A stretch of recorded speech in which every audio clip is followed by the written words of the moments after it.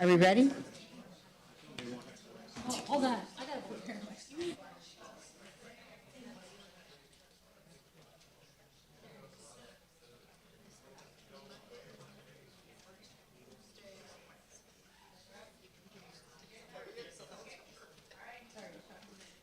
All right. We will call the meeting of the board to order. Thank you for being here, everyone. I'm going to ask Ms. Cindy Marsh if she would do roll call. Carrie? Present. Jack? Present. Jessica? Present. Chuck? Here. Andrea? Present. Kim? Present. Holly? Holly is unable to join us at this moment. All right, thank you for that, Cindy. And Cindy is filling in tonight for Ms. Gould, who's on a well-deserved vacation. So we're going to be kind to her as we go through this process. All right, now would you please join us in the pledge to the flag? I pledge allegiance to the flag of the United States of America and to the republic for which it stands, one nation, under God, indivisible, with liberty and justice for all. Okay. We have a full agenda this evening, so I want to get underway pretty quickly. We do have an opportunity at this time for public comment that's specific to the items on our agenda.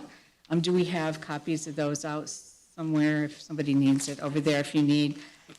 We have a second opportunity towards the end of our meeting if you would like to comment. If you choose to address the board, please step forward to the microphone, state your name, and keep your comments to 3 minutes or less. Anyone? Okay. All right, moving on. I would entertain a motion for approval of our consent agenda. So moved. Support. All right, any comments or questions? Cindy, did you get the motions? Uh-huh. All right, Cindy, can you do roll call, please? Yes. Yes. Yes. Yes. Yes. Yes. All right, motion passes. Moving on, we do have superintendent report. Rod? Thank you, and good evening. Although it is July, we have been packed with school business. First thing, just to let you know, Jim and I did get a chance to meet with our new student board rep, and that is Sophia Johnston, and we are so excited to have Sophia with us. She'll be joining us in the second meeting in August. She does have some activities going on in the first meeting. So she'll be here on August 21st to start out her duty for 24-25. Our first day of school is August 21st, 2024, and that is fastly approaching. We have an admin retreat coming up on August 5th and 6th, and we will gather with our principals and our directors. On July 30th, the GISD is hosting Collins and Blaha. If you have not sent your RSVP to Sue or Cindy, as you know, all of the evaluation laws changed at the end of last year in the legislature, and because of that, each group that does an evaluation, including you, the board, has to go back through training again. So even though we just did this in December, because it's considered a new tool, even though it's the same tool with the new law, that is 5:30. It's in the main room in the main building at the ISD.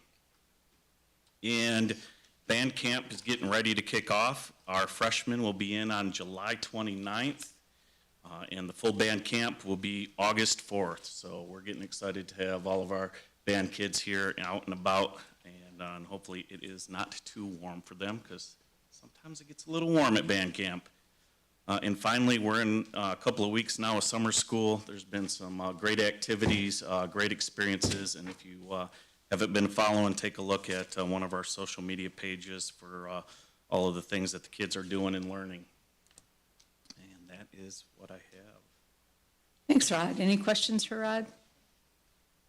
No? Thank you. Did you have one? No? Okay, thank you.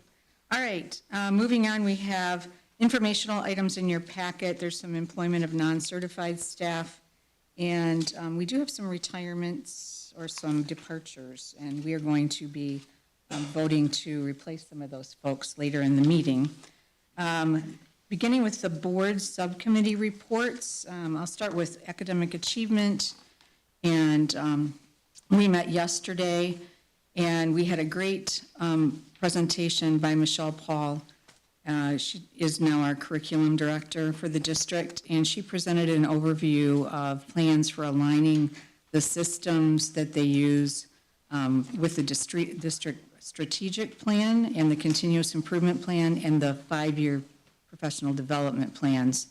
And she talked about how important it is to create a curriculum, not that's robust, but to be viable throughout the 180 days of instruction.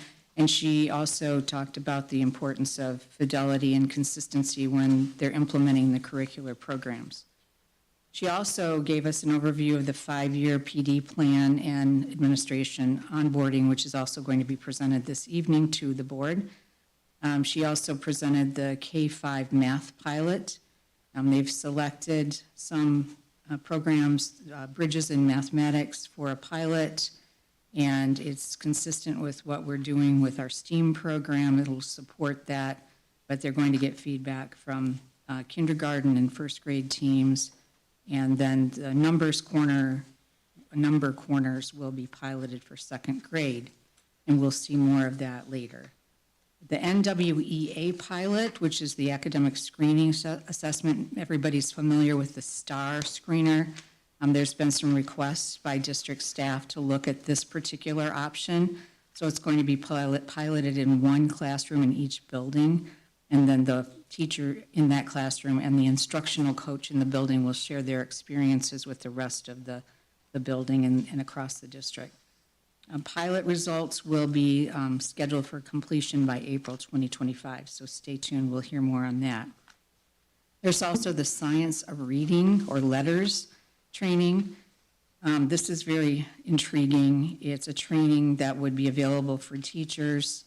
It's structured literacy approach incorporating the science of reading fundamentals. And the training lasts 2 years, and it has 8 units with 20 hours of training in each unit. They're suggesting that we use early literacy grant funds to help offset cost and compensate the K-3 teachers that are participating in the K-5 special education educators as they complete the training. There'll be a support staff PD training or plan, and there's also, this will include the aides, the SSPs, SSCs, and others. The custodial staff, transportation, and food service staff are already planning their own training. And we had no public comment, and we congratulated Michelle on her role and told her thank you for her commitment to students. And that was it. Any questions on that? It was a very good meeting, lots of really good information. If there are no questions, I will turn it over to Jack for policy. Thank you, Carrie. Sure. We called to order at 5:25 p.m.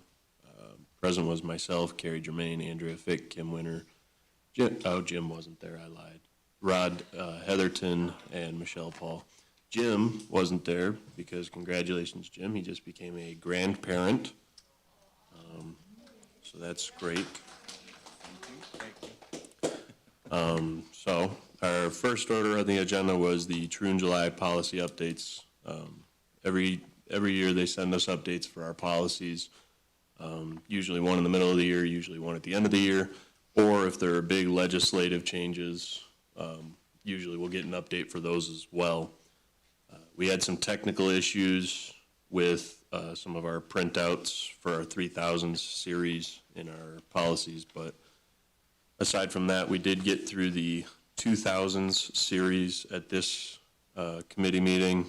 Eventually, we will bring a full packet to the full board.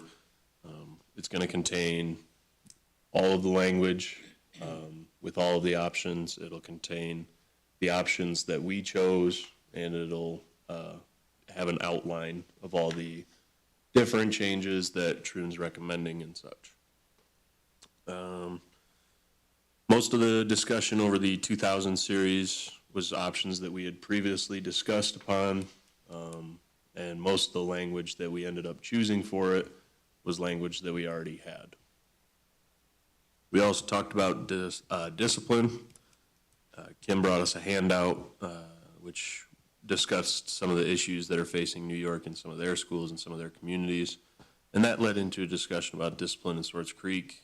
We discussed a bunch of things from bias to social emotional learning and disciplining of small and minor offenses.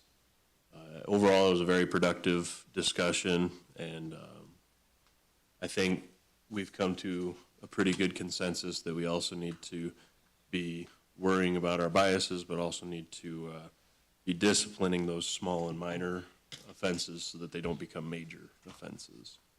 There was no public comment, there was no committee comment, and we officially adjourned at 6:15 p.m.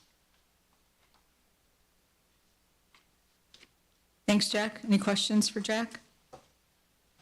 And like Jack said, stay tuned. We have much more to come back next time. All right, let's move on to finance. Jessica? Thanks. The Finance Committee met on Monday, July 15th. It was called by me at 2:02 p.m. at the Administration Building. Attending were myself, Chuck Melke, Carrie Germain, Rod Heatherton, Jim Kitchen, and Jamie Cowan. To begin with, the cash and investment summary report as of 6/30/24 was reviewed and discussed and is as follows. The general fund, $7,746,608.89. Food service, $765,615.82. Student activity fund, $348,425. Debt service is $1,315,423.31. The capital project fund is $3,670,127.19, leaving the total cash and investments at $13,847,200.21. There is a note here that this is not the final results for the 23-24 budget. There are still outstanding payables and receivables yet to be recorded as part of the year-end close. The next agenda item was the check register review. The June report was reviewed and discussed with no issues. The next item was the resolution for election, which was reviewed and discussed. The Chromebook purchase, which will be in front of us, I believe, tonight, was reviewed and discussed. The Munitrix purchase was reviewed and discussed. This is a 3-year agreement that is billed annually through the GISD. The next item was the Mary Crapo sign. We reviewed and discussed, and there will be a recommendation on Wednesday. The Mary Crapo electrical bid was reviewed and discussed briefly with a recommendation on Wednesday. The next agenda item was the 24-25 preliminary budget and state aid budget update. There was discussion because we anticipate a significant reduction in revenue as state aid budget does not include any foundation allowance increase. All 31AA grant funds were reduced, and there will be a netted with a 5.75% reduction in unfunded accrued liabilities, which results in payroll costs, reduces payroll costs. The next agenda item was the O'Brien Trust, and we have no new information on that. Then it was time for public comment, and there was none, and there were no committee comments, so the meeting ended at 3:30 p.m. and transitioned to operations. The next meeting will be August 19th at 2 p.m. at the Administration Building. Thank you, Jessica. Any questions for Jessica? All right. Chuck? I have one, yes. I'll make a motion to accept hers in just a moment. Do we have the bids for all the signs in there? Is it in your packet? Or is it? Or I can wait to discuss it when it comes up to that agenda item. Yeah. I don't know if you had it in your financial packet or not, Jessica. You got all the bids? I'll set that there so I can discuss that later. Thank you. So Chuck, I heard a motion to approve. Yeah, motion to accept Jessica's financial report as presented. Do I support? that. Okay, Jack, okay. Chuck and Jack, any comments or questions? Hearing none. Cindy, can you do roll call, please? Kim, Yes. Chuck, Yes. Carrie, Yes. Andrea, Yes, yes. Jessica, Yes. Jack. Yes. All right, motion passes. Thank you. Thanks, Jessica. Chuck, can you have your report Sure. for Yeah, operations? We transitioned to building operations and site at 3:30 PM, immediately following the financial report. And present was myself, Madam President, Jamie, Rod Hetherington, Jim Kitchen, and Jessica. We went right into operations and director posting. RC resigned abruptly on 7/12/24, and a posting was put online, I believe, on 7/15 of '24. This posting will last for 2 weeks for the operational manager. Rod will bring recommendations for hiring somebody in the next 3 to 4 weeks if a suitable candidate is found in the first phase of trying to hire somebody. We wish RC all the best in his new endeavors. The 24-25 project list that was left for us is attached to the back of your building report. It's pretty in-depth, but we have it there. The main thing is getting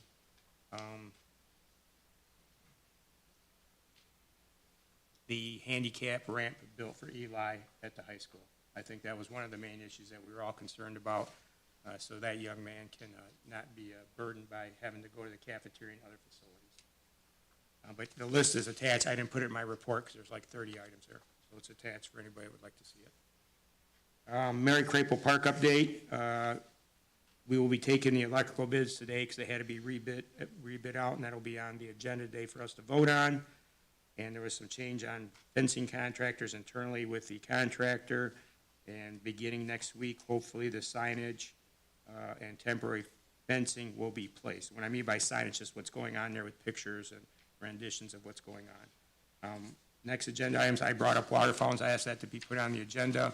The state was going to provide some money for us to update all the water fountains, and I wanted to discuss filtering on the water fountains so there was no lead contamination with a more robust system. So if we had to add a few bucks to the system from our coffers to ensure the safety of the children, I wanted that put in there, and Rod added that there will also be some upgrades to all sinks where the food is prepared, but I'm not 100% positive of that. Rod, you can comment on that if you'd like. Is that true still? Yeah, the grant covers water fountains and sinks and pipes, so it covers all of our water infrastructure. Okay, well, it'll probably be a lot more than 55,000 if it's pipes. I think that was the number that was thrown out, so we're waiting on that. Regardless, parking lots, I brought up parking lots. We don't really have a plan for parking lots. We suggested as a committee to be proactive and have a maintenance program put in place on all parking lots with routine crack sealing, which we do now, but no powder coating and striping. This will ensure that all the money that we've invested in these parking lots lasts much longer, and we won't have to go back and ask for more money and get 15, 20, 30 years out of them. So we're going to, I guess, do it at policy and procedure, and Rod and Jim will come up with a plan in lieu of no operations manager currently, and we'll review it and approve it hopefully at the building and operations department, correct? And then property, it was suggested that we may want to look at future properties, I spelled that wrong, if the new development actually goes through over at the proposed area in Monday Township and part of Gaines. I misspoke myself, Monday Township. If they actually pursue Morris Elementary properties, we will have no control of what is going on there near that school area, so it suggested that the administration and board be prepared to act if something happens, and if we are forced to provide a new facility, it would be great for our students and staff. There was no committee comments, there was no public comments, and we adjourned at approximately 4:03 p.m., and the next meeting will be on August 19th at 2 p.m. Thank you. Thanks, Chuck. Any questions for Chuck? Not right now, but if you do later, you can. Okay, thank you. I do have one question. Is there any specific areas that we are looking for properties at the moment, or is that just a general suggestion that we do start looking for properties? It was you want me to answer it, Rod? Yeah, that was just a general suggestion. Okay. I made the suggestion. I wanted us not to be caught off guard in case Right. we're forced to move. About how much property would we need? That's to be determined yet with an architectural rendition and plans, although you do have some writings on it. For example, Elms Road sits on 10 acres, so just depends on the types of drives. When our elementaries were built, we had, 80 to 90% ridership on buses and very little parent drop-off parking issues. So you'd have to redesign those entrances and exits, but 10 could do, 20'd be better. Basically a U-shaped driveway, so we have egress, ingress, and several ways. And then I think the other suggestion I made, and Rod agreed, and the rest of the committee did, is that, and Rod's already done some homework on it, I believe, is that get hard costs. So whatever they offer us, if they happen to do it, it's not, they don't give us 35 million, we have to spend 50 million for a school, because that's just not going to fly with me. Gotcha. Or I don't think anyone, so. Yeah. Yep, right, Rod? We want to get a good cost analysis, what it costs if we do have to. We have it. currently have AUK, our construction manager, working on an analysis Right. so that we have a Hard number. Yeah, thank you. That was it for the meeting. Any other questions for Chuck? No, but thank you for the list of projects that was there. Thanks. Yeah, I believe RC, if I'm not mistaken, provided it to Jim and Rod on an exit meeting, and then it was just too great to put on the list, so. And I believe and Rod can correct me, the department heads within RC's purview are taking care of everything and keeping everything up to snuff currently. Thanks, Chuck.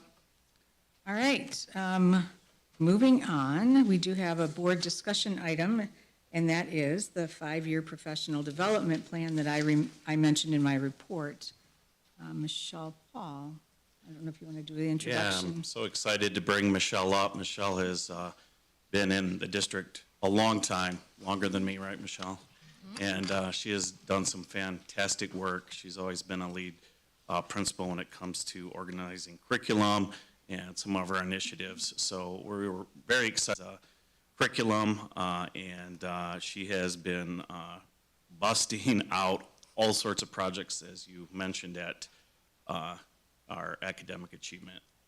One of the things that is talked about in our board strategic plan in numerous areas is having a plan to move forward with our staff and getting proper development. And so I thought that would be one thing that she could share as we enter the new year. Thank you, Michelle. Thank you.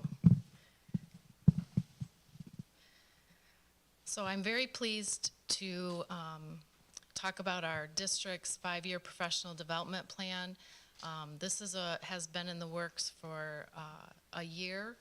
The past year, Deputy Superintendent Jim Kitchen, our middle school principal Dave Simonson, the former high school principal Steve Clark, Kevin Claren, our executive director of grants and safety now, I have to remember his new title, and I represented our elementary principals. And we worked on this all year long and put a lot of thought and time into making sure that it was extremely comprehensive. So thank you for having me here tonight to represent that group. So the introduction of the plan emphasizes alignment with our district's vision and our district's mission. And as you see there in our mission, our core values of excellence, family, integrity, compassion, and continuous learning, this is especially aligned with that continuous learning piece. I get very passionate about learning, and this is near and dear to my heart when we talk about how we can help support our educators in always learning and growing. So alignment is that key piece, and this aligns to the Swartz Creek Community Schools strategic plan that the board has adopted with the 5 different focus areas. It actually aligns to 4 out of the 5. Focus area number 2 has to do more with finance, so it didn't quite align there. But every other 4 out of the 5 focus areas in the strategic plan had action items that fed directly into the professional learning plan. It also aligns to our continuous improvement plan. Our district's continuous improvement plan has 3 main goals currently. The first that we've been working on the longest is becoming that trauma-informed organization, all of our schools becoming trauma-informed organizations, and having those systems of support for students. As you can see by the graphic, we take all of our vision, our mission, our beliefs, our core values, and within that surrounds and is the foundation of our continuous improvement plan. We use a cycle of inquiry and we assess our needs as a district. We look at all kinds of student and staff data, community data, those types of things. We plan, and that includes this 5-year professional learning plan. And then we implement. We monitor for fidelity of implementation and looking at our data, our progress monitoring data, and then we evaluate those results and start that cycle all over again. So we do all this to support that whole child and making sure we're looking at the needs of the child, the needs of each school, and the needs of our community. And so at their heart, all problems of change are, at their essence, problems of learning. So if you think about it, our strategic plan, our continuous improvement plan, we are an organization that wants to get better. We're not bad by any means, but you know, Mr. Heatherton talked about going from good to great in his interview for superintendent. And we are going from good to great and trying to gain more and more momentum to be unstoppable in our progress and our improvement. I don't know of any organization that puts it out there and says, we don't want to change, we don't want to improve, we don't want to grow, right? So all those problems of changing and improving are really about learning things and maybe sometimes unlearning things, right? So we have a theory of change model that is the foundation, and in the introduction of the PD plan, you'll see this theory of change model, and it's discussed in there, but this is a graphic of it. And if you start by looking at the far right and thinking about, with the end in mind, what are our intended results? And we want to see students who are self-directed learners, meaning they can self-manage, they can self-monitor and know what their goals are, and as they're working towards them, know how they're doing towards meeting their goals. And we want them to be able to self-modify, to change up their plan, to change up how they're going about their learning. And that's a lofty goal, but we do believe we can get there. And we also intend results that causes student achievement across all of our subject areas and all of our measures. And so to get to those lofty, big goals, we have some intermediate outcomes that would have to come first and some initial outcomes. So in order for our students to be those more active participants in their learning and to improve in their social, emotional, cultural competence, improve in their academic outcomes, we also have to have teachers that are those self-directed learners and model all of that to our students, that they can engage in those cycles of inquiry that we talked about in their classrooms and with their coaches and with their principals, and that they work in teams, collaborative teams, and can build trust and grow together and support one another. So that with all of those outcomes in mind, we believe that change happens best and learning happens best with coaching. That is why our district has invested in the one instructional coach for every building, and those coaches go in and model in the classrooms for our teachers any new skills They work alongside of them. They give them feedback and any assistance they need. And the research shows that training without coaching, the transfer into classrooms, teachers able to implement their new skills is about 5%. Training with coaching, it's 95%. So that is why our district has taken that coaching approach, and everything we talk about, we have that foundation of coaching in mind. We also have that foundation of collaborative teaming. We know that 4 heads are better than 1, and so on and so forth. And our strengths coming together help one another. So teachers coming together, knowing that they can make a difference and working together is the best and only way I've seen really positive progress in our schools. So we are really investing in giving teachers time with their teams to collaborate and have that support. And so with that theory of change in mind, these are our 5 PD goals, 5 large areas. Each one of these goals in the actual PD plan, I won't go through all the details tonight, but it's broken down into the rationale, the research behind it, the strategies that we're going to use, the action items, and then the success indicators, like how are we going to know that we're making progress toward these goals. So curriculum development is first. We are having teachers work collaboratively to create those curriculum guides and those curriculum pacing guides for themselves, and to know that we are aligning to standards. And it's really important that our students are guaranteed the same knowledge and skills to be taught those same things regardless of which teacher they have. So across any particular grade level or any particular course, we should have the same curriculum being taught and the same access to that curriculum for those students.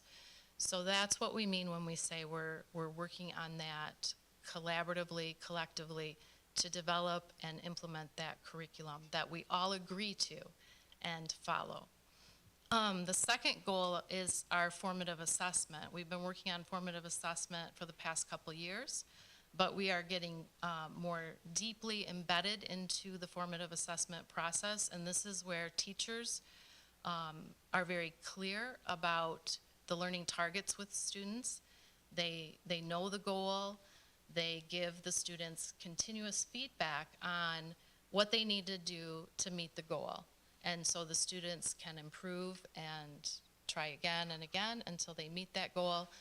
And the teacher uses that formative process to maybe reteach, pull a small group, teach one-on-one. There's a lot of flexibility there. But the idea is that this is the most important assessment we do, is the assessment that happens during learning and for learning. The assessment that happens of learning or after the learning happens, that's more like an autopsy, right?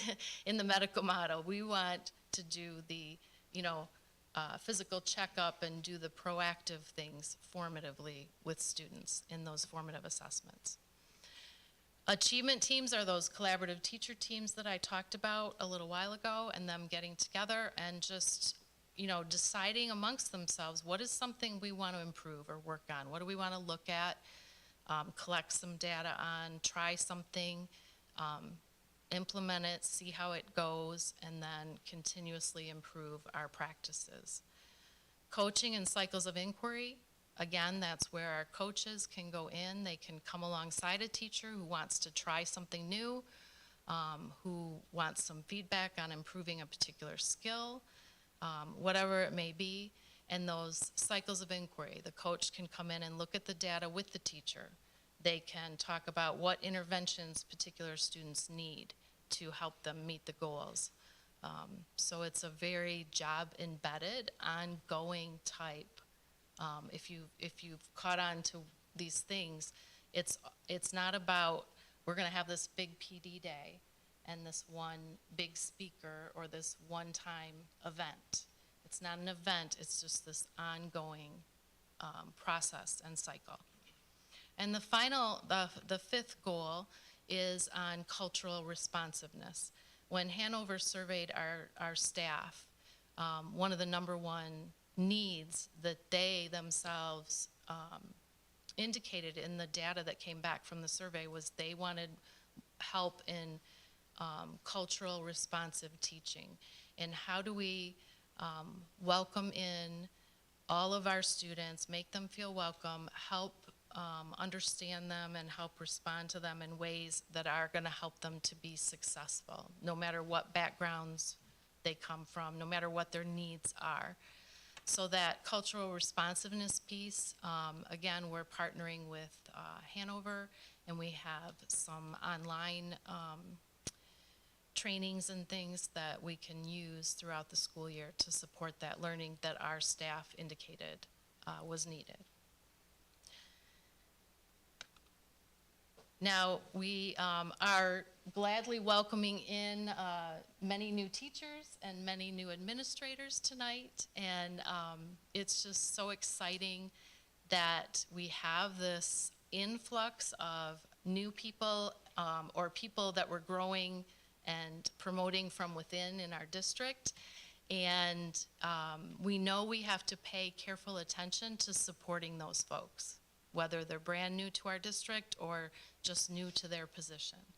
And so we are doing a lot of developing and elaborating on our onboarding and orientation. We've always had some onboarding and some mentoring and so forth, but a lot of it has relied on, you know, just letting people meet and do their own thing. There wasn't really a system. And we know in our state and in this nation, we're going to see incredible turnover in the next few years. We're, you know, other districts have seen it a lot sooner than we have. We're starting to see it. So it's going to be very important that we make our onboarding, our training, our mentoring, coaching, that we have that ongoing support and that it becomes very systematic. So it's not dependent on just your mentor meeting with you a few times throughout the year, kind of a thing. And finally, all of our plans, we have to continuously evaluate, like we talked about. We have to continuously look at, are we getting the outcomes that we expect? How do we improve? Continuous improvement. So in our first year of the plan, this school year, 24-25, we're looking at measuring the new knowledge and the skills of our participants, the teachers themselves, the educators. 25-26, we're looking at what is the degree and the quality of implementation of those new skills. You know, are we getting that transfer in to our classrooms like we would expect? And then 26, 27 and beyond, that's when you truly will start to see the impact on our student learning outcomes, our student achievement data. It takes 3 to 5 years. This is, again, not an easy fix. Any good program or practice, it takes 3 to 5 years to see those outcomes. So that's what we will evaluate. And with that, I am finished. Thank you very much. Thank you, Michelle. Any questions for Michelle? Number one, congratulations, and thanks a Thank lot you. for all your efforts and diligence in presenting all this. When you talked about the achievement teams, I know it was one of the things when we talked about when we did the upper and lower elementary, so that there were more teachers that could collaborate together. Are those achievement teams based by grade or by building, or are there multiple levels of that? Could you be on one achievement team based on grade and another one based because you're just in the building together? I'll let you answer. Okay. So in K-5, the format that's that works the best are the grade levels. Of course, we do have our specials teachers and our special ed teachers. So sometimes, for example, our specials teachers, music, art, gym, and so forth, tech, they might find it valuable to meet as a team that works with the same population of students, K-5, like the Moorish Elms team, the Cyrene Deek team. Then sometimes they find it valuable to meet with their subject area. So the PE teachers might get together. The STEAM teachers would get together and so on. So we've had both models, but with the grade level homeroom teachers, they get together by grade level. Either everyone in a building will get together more frequently. That happens several times a month, either in the hour before school time that we have built into our calendar weekly or during their planning time. And then once a month in this upcoming year, we've built out the hour before school. We're gonna have grade levels get together across the whole district so that we can, again, ensure that what's happening at Cyrene is happening at Moorish and vice versa, and what's happening at Deek is happening. And I really have to be careful. I'm already like not mentioning Gaines, and that's not good because I'm the Gaines principal now. So I will really make an effort to remember like it's all of us. So it's K-1-2 at Gaines, Moorish, Cyrene, and it's 3-4-5 at Gaines, Deek, and Elms. And we're going to pull all of those teachers, including our Gaines friends, together to make sure that we have that that equal opportunity for our students. Andrea, did you have a question? Okay. Well, thanks again, Michelle. Great information, and I would encourage those of you that didn't have a chance to come to academic achievement to look through some other materials, and I know you're open to questions if people have questions. We're very happy to have you in this position, so thank you. Well, thank you. All right, moving on to board action items.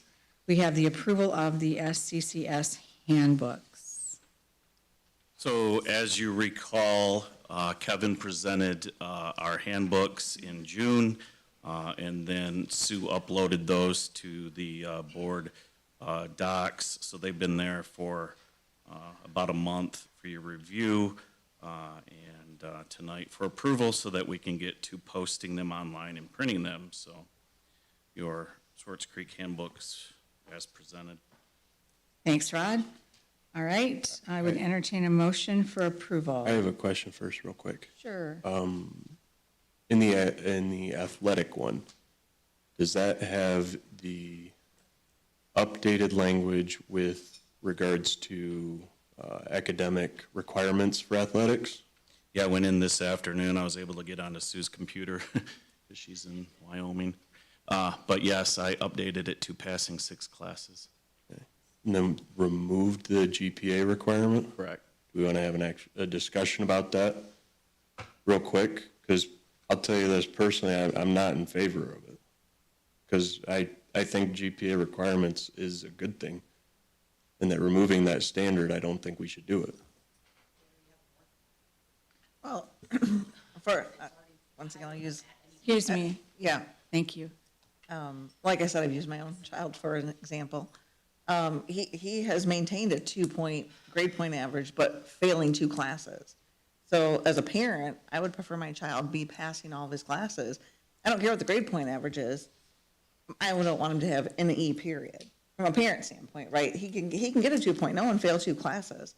So when Rod put out the email that talked about the other districts, Fenton and Carmen both require you have to pass all of your classes. You can't have any failing. So we would be on board with those 2. And then several of them, you can be failing 1 class. So I personally like the standard as a parent. Yeah, just as a reminder, I'll pass that out. So it was, I don't know, 10 years ago or 5 years ago, MHSAA removed the grade point. At that point, 10 years ago, every other district did remove a grade point except Swartz Creek. So the MHSAA guidelines is pass 4 out of 6 classes, period. And we went with pass 4 out of 6 and kept the grade point. So About middle school. Excuse me. You'll have a chance to comment. I don't want to comment. I want the right information given out so you guys know what the right information is This is a, this, Because it's not just. You'll have an also community manager. Okay, well, I wish you had the right information going out. we do have the right information What going out. about middle school too, because it's not just grade point. They already have to do more than that. So this is changing our current rule from that you have to be passing 4 out of 6 classes and maintain a 2.0 GPA, which is, I'm talking, please and thank you.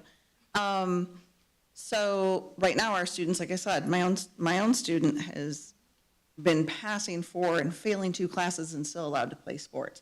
I had 3 athletes at my house before I came to this meeting, and we were discussing this, and hearing it from the athletes, I actually wish they weren't out there right now, because their perspective is they want to be forced to either have the GPA or be able to be in that position that they can't fail classes. They want that. They really do. The question that Jack asked was what changed in athletics, because we've presented the handbooks, they've been there for a month. The only thing that we changed was moving away from the grade point, but adding 2 more classes. So it's somewhat of a wash, because before you only had to pass 4 classes. Now you have to pass 6. Before you had to, when you passed 4, you had to maintain a 2. Now you pass all of them to play, you don't have to maintain the 2. So just in the league, Brandon has 5 out of 6, no GPA. Clio has 5 out of 6, no GPA. Karana has 5 out of 7, no GPA. Fenton has all classes. Flushing has 5 out of 6, no GPA. Goodrich, 5 out of 6, no GPA, can practice at 4 out of 6. Holly has 4 out of 5, no GPA. Kersley has 5 out of 6 with a weekly check, no GPA. Lake Fenton has 5 out of 6, no GPA. Linden has 5 out of 6, no GPA. Owasso has 6 out of 7, no GPA. Carmen has passing all classes, no GPA. The proposal was to move from passing 4 out of 6 with a 2-point to passing 6 out of 6 without the GPA, as is standard across the state of Michigan.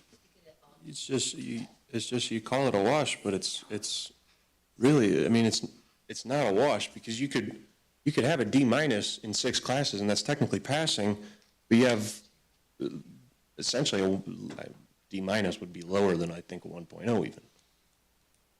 You know, that's not a wash. That's lowering the standard in that specific instance. Now, kids could obviously be passing all classes with A's, and that's amazing. That'd be awesome. That is the ideal. But we also have to understand that this could lower the standard, and I don't like lowering standards. So Rod, can you talk a little bit about the communications to the staff and the coaches, and how that would be conveyed to them, the importance of still succeeding as a student? Yeah, so Mrs. Trebetowski is in charge of all of the weekly and monthly checks with the high school, and I'm not sure who does the checks at the middle school. I'm sure Mr. Simonson could tell us, but they have a totally different system. So she takes a look at so in the past, she would have to, number one, make sure everyone was passing, and I think we had close to 400 athletes over the course of the year last year. She has to make sure that they're passing 4 of the 6 classes, and then she has to run a GPA for all athletes. The only thing that would change is, instead of seeing if they're passing 4 out of 6 and running a GPA, is she would make sure that they're all passing 6 out of 6 in order to play. It would be the same communication tree that she already uses. It would just be the standard. So is this the high school athletic handbook or all athletics? This is the high school athletic handbook. Answer your question now? Okay. What's I mean, it's not open questions, but all the conversation over there really needs to stop. It's super disrespectful. So I was hoping that would answer the question, that this is high school I right now. just want to respectfully remind everyone, this isn't an open meeting. This is a board school business meeting that is done in open. So the only dialogue from audience is during the 2 public comment sections, where we can't do business. If the business is done by the board with each other, they discuss, they vote. Public comment is for public comment. What's a passing grade? Be a D-. And that would be what kind of grade point average? 1.0? Yes. So we're saying that they can all have a 1.0, not all, but the ones that we do allow play athletics. Because we had this discussion in our one-on-one meeting, right? And I just want to refresh my memory to it. So if I have 6 classes and I have a 1.0, I can play sports, or at least participate in sports. That doesn't mean I'm going to play, right? So under this one, you could have whatever, your 1.0, your 0.8, if you were passing all 6 classes. Under the other one, you had to have a 2.0, but you could be failing 2 of the classes. That's the difference. What if instead we said you have to pass all your classes and maintain a certain GPA? That would be going more strict than what we are now when we're already the strictest school in the county. I don't mind being the strictest school in the county. I don't have a problem with having higher standards. We all want higher standards. We also want kids to have opportunities as well. So Jack, you were an athlete. I was. Okay, you also know that, I know you probably had teammates that the only reason that they came to school is because they were able to participate in sports. You may or may not have had somebody like that. If that's the case for one student, and they're not allowed to participate if they follow the eligibility that we've established, then they don't get an opportunity to actually learn. And it's just another part of, For example, becoming an adult. Jim Kitchen example. Jim Kitchen had a 1.9 in Columbus South, and he was frustrated that Columbus didn't offer him a scholarship, and the main reason they didn't offer him a scholarship was because he had a 1.9. Eventually, Eastern Michigan offered him a scholarship with his 1.9, and he went there and became a teacher. Jim has self-admitted that all of his family didn't go to college. They went to work in the steel mill, and had he not played football, he also would have been working in the steel mill. So instead of being a deputy superintendent right now, the difference between a 1.9 and a 2.0 is steel mill in Ohio, or sitting next to you as deputy superintendent. That's a real example of how a grade point impacts someone. I have no problem with that. My biggest problem is the lowering of the standards for, in that example, one student on a whole team, whereas we could say, yeah, you have to pass all your classes. Which is a hiring of standards. No, it's not. Passing It is 6 not. out of 6, It is not. 4 out of 6 It is, not passing. no, it is not. Hiring It is standards. not. It's not a hiring of standards, because here we require a 2.0. A 2.0 average, if you pass all of your classes, that is a C.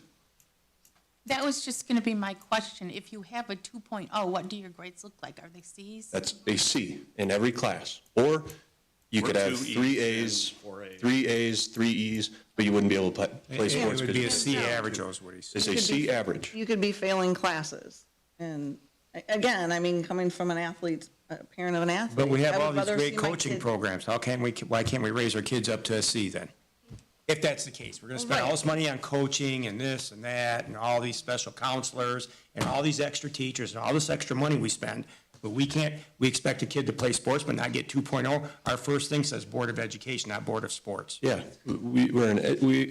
our first goal is to educate students and help them to succeed in life beyond our schools. But I'm telling you, my kid knows he can walk in the first hour and be failing and still go to practice. You know what I'm saying? If he But knows that's on just he 2 has to- classes, because it's he can 4 out of fail 2 6. classes. Right. Right. So if he has to be passing every single class, he can't play that week. That's way more of a standard than a GPA, in my opinion. No, it says 4 out of 6 classes here. But now It doesn't we're- say 6 out of 6. But we want to change it to 6 out of 6. Now, there is that's no the week. old one. If you have, And we want to do, okay, well So then if how my about we do son a has an E, compromise then? we don't What's a 1.8 grade point? Is that a C minus? 1.9, 1.8? I'm just asking for some compromise, because I want to help the kids, but on the other hand, I can see drop in standards. And we got to come to compromise here. I think they should pass all the classes too, Rod. I like that idea. To be honest with you, because I like think the we idea. talked about it, and I talked to so many people during the week, stuff slips my mind. I like that idea, 6 out of 6 classes. If a kid, Jim, 1.9, 1.8, I struggled in school too. I had to work. I didn't have a chance to play sports, because if I wanted a car, I wanted clothing, I rode my 10-speed up to the gas station when there was gas pump jockeys, and I had to pump frickin' gas. okay? And my mom said, you better get good grades regardless of what my problem was, okay, instead of all this other crap. So what's the compromise? What's a C minus? What's a C minus? 1.8, 1.6, you guys tell me. I think that would be We have the considered. curriculum director here, tell us. Tell us what a C minus is. I think that a C minus would be considered a C overall for grade Okay, P. well, I'm trying to compromise, 1 point. I understand. You know what I mean? There's compromise always. I'm okay with saying you have to pass all your classes. I don't want to remove the GPA requirement because I can see it lowering the standards. Well, then, if I may, with that, then you're saying that you have to pass all 6 classes with a minimum of a C, correct? I'm saying- And how, wait, because how fair is that there could be one class that somebody has a challenge with? He gets an E, is what you're saying. Even to get a D. D minus. Get a C They could have a D minus in What that if- one class and 5 What Cs if they there are 4 couldn't play? classes that are C minuses, and the other 2 are A's, or whatever? See, there's a part of that with the GPA, because with the grade point average, technically, you could have that 2.0, fail a bunch of classes, right? Right. And would you still be able to graduate? Like, right? Based on the number of credits that you earn because you have failed, that you're not going to be able to graduate. But with this standard, with 6 passing, we're ensuring that more of our students will graduate. They're Because you gonna earn have to their credit. pass. And if you're passing, you've got enough credits to graduate. So, I don't know, my opinion is we're raising this, I see where you're coming from with the GPA, but Jim's a great example. You know, a 1.9 could be that one class you've got a D minus in. You could have an A, 4 Cs, C minus, and a D minus, and be a 1.9. I don't know if that's. So I'm going Don't to quote me on call that, the but- vote on this. I think I had, it's been a while. I think I had a motion. Did I have a motion? I'll move it. I'll support it. Okay, Andrea and Jessica, and any additional comments or questions? Is there any chance for compromise to, for instance, add a GPA requirement of a 1.7 even? That way you can have that one class you really struggle in. And we still ask our students, hey, focus on your academics, then worry about your sports. Focus on your academics because you're coming to an educational institution. So Jack, I want to clarify, you're saying 1.7 with all classes passed? Yes. Is that a compromise that we could all agree on? Or is there a compromise that you guys would be willing to propose for a GPA requirement, or are we okay with the 1.0? 6 times 4 is 24, 6 times 2 is 12, 6 times 1.7 is 10.2. No, maybe not. Yeah, 10.2. So in order to do that, Jack, So, I need both of our folks to modify their motion. I want to leave it the way it is. Okay. Yes? Okay. So I just want So to we're confirm gonna with vote- everybody, we're okay with a 1.0 average as long as our students are passing. We're okay with that. No GPA requirement. No GPA requirement. You We're have to be okay with passing all the 1.0. So that means they can go through with the 6. They're going to graduate. I like Jessica makes Yeah, a they're great going to point. They're graduate with All right. with D minuses. But that's. Not go to that's- college. That's their choice, right? At least they're still going to graduate with their credits. Yeah, but that's. But our hope is they're not there, right? Our coaches, you know, we've got great coaches that are looking after our kids. We've got Adrian looking at things. They're not going to let them just keep failing. You know, our teachers are going to embrace that they are struggling, and the coaches are going to see that, and they're going to work with Why them. are we not let them fail when we're already setting the standards so low? Why are we what? Why are we not going to let them fail when the Board We're of not gonna let Education them fail. has left the standards so low? Chuck, I think we've added 2 additional classes that they have to pass. Rod, remind me, because we had this discussion, I'm forgetting what the theory was. They passed 6 classes. That's a 1.0. We took the grade point away, we added 2 more passing. Right. It still makes us the 4th hardest standard, or the tied for first of 4 schools out of 21 in the county. No one else has a GPA. And everybody- We okay. still have that standard because only Carmen, Fenton, and Creek would have 6 out of 6. Everyone else would have 5 out of 6 or 4 out of 6. So they're all saying that they don't need a grade point average. They need a 1.0 to pass, basically. That's a D. There is No, no, the there's no state of grade Michigan point. dropped a grade point average a long time ago, and all schools dropped Right. it at that point. Okay. So I that's a have a mistake. motion that we would endorse the passing of all classes with no grade point. And I'm going to ask for Cindy to roll call, please. Kim, Yes. Jessica, Yes. Chuck, No. Carrie, Yes. Andrea, Yes. Jack, No. We have 4 yeses. Okay, that motion passes. Thank you for the conversation and the passion that everybody obviously has for this topic. And for those in the audience, thank you for your comments. You will have an opportunity at a later point in the meeting. All right, let's move on. We did not approve them in their entirety. Correct? We did not. I thought that was the approval of handbooks. Okay. So, What was so. the motion? So the motion was that we were going to adopt the 6 classes being passed without a grade point. We need to go back to the approval of the handbooks overall. Okay? All right, with that, I would entertain a motion of the student handbooks. So moved. Support. Andrea, Jack, any comments or questions? Be it resolved that the Swartz Creek Community Schools Board of Education approves the SCCS student handbooks as presented. And Cindy, could you do roll call, please? Andrea, Yes. Kim, Yes. Chuck, No. Jessica, Yes. Jack, No. Carrie. Yes. All right. The next on our agenda is the approval of the HP Chromebook purchases. So it was last year when we were divvying up the end of ESSER, and Travis presented a Chromebook purchase. This is the second installation of that, and uses the rest of ESSER money for 417 Chromebooks. All right. With that, I would entertain a motion for approval. So moved. Support. Chuck and Jack. Any comments or questions? Be it resolved that the Swartz Creek Community Schools Board of Education approves the purchase of 417 Chromebooks and licenses for Swartz Creek Community Schools. The total cost of the 417 Chromebooks and licenses is $124,933.20 to be funded by the remaining ESSER fund. And Cindy, could you do roll call, please? Chuck, Yes. Jessica, Yes. Kim, Yes. Jack, Yes. Andrea, Yes. Carrie. Yes. All right, motion passes, and thanks, Travis, for all your work on that. All right, now we are going to begin the process of the approval of SCEA employment. Yeah, so exciting to have 9 folks with us today, 5 at SCEA and 4 at PAT. I think we will bring up Mrs. Kovac first. I think she said she had 3 of them, unless she was going to share one with Dave, but it didn't sound like she was, so. I arm wrestled him and I won. I won. All right.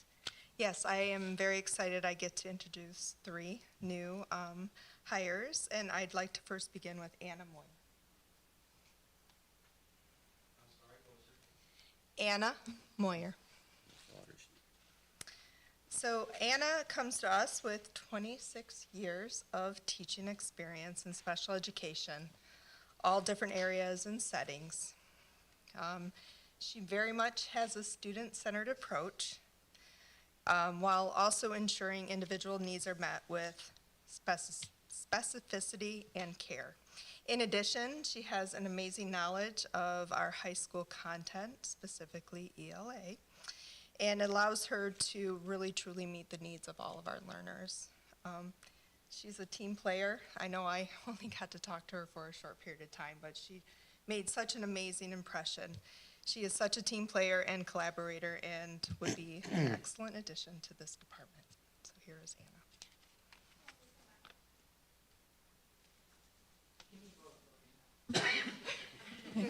You don't have to, but Just give us a couple tidbits about yourself.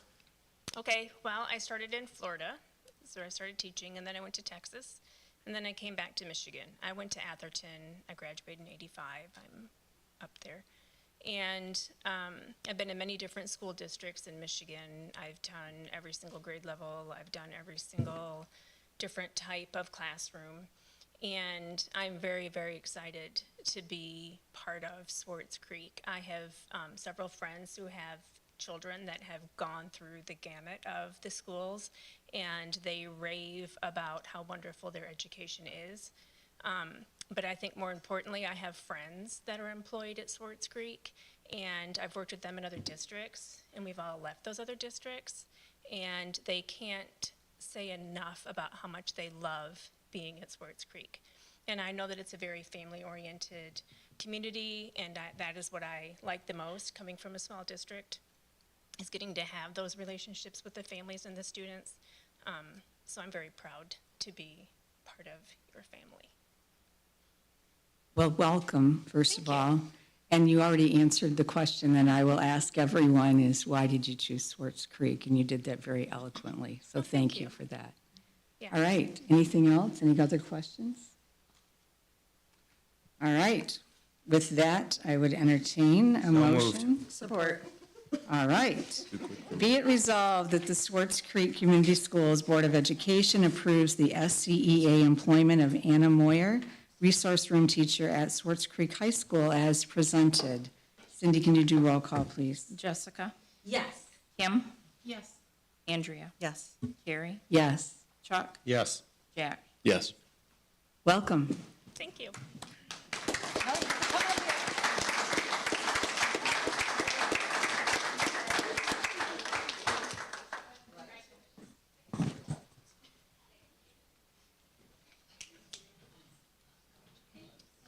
Congratulations, Anna.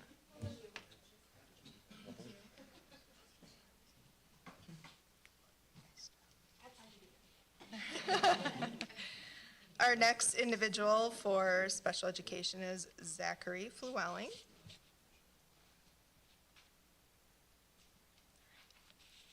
So he goes by Zach. Zach joins Creek with 2 years of teaching experience in both general education and special education. In addition, he has experience working at SCAMP.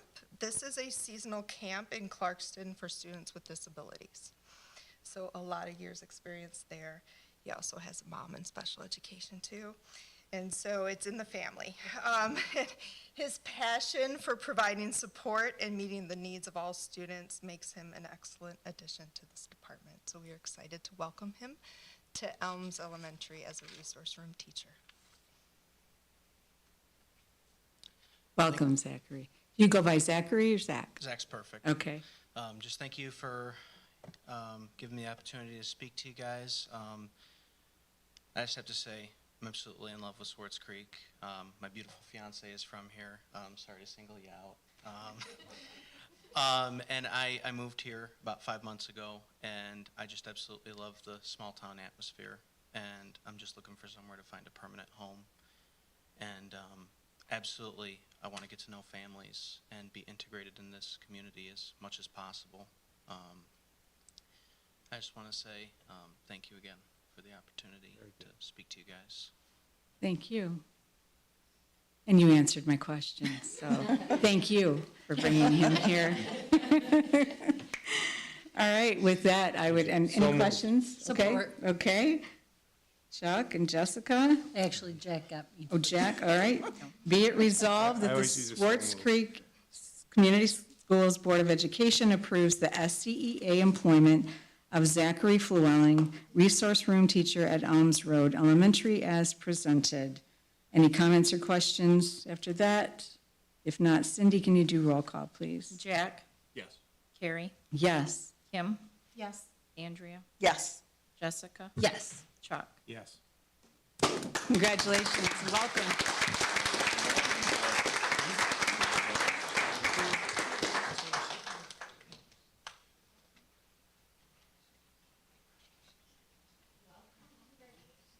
Congratulations, Zach. I'm glad you want to stay.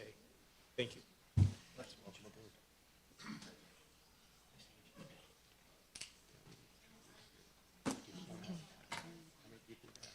Okay, last but not least for the department is Renee Fetcher. Renee?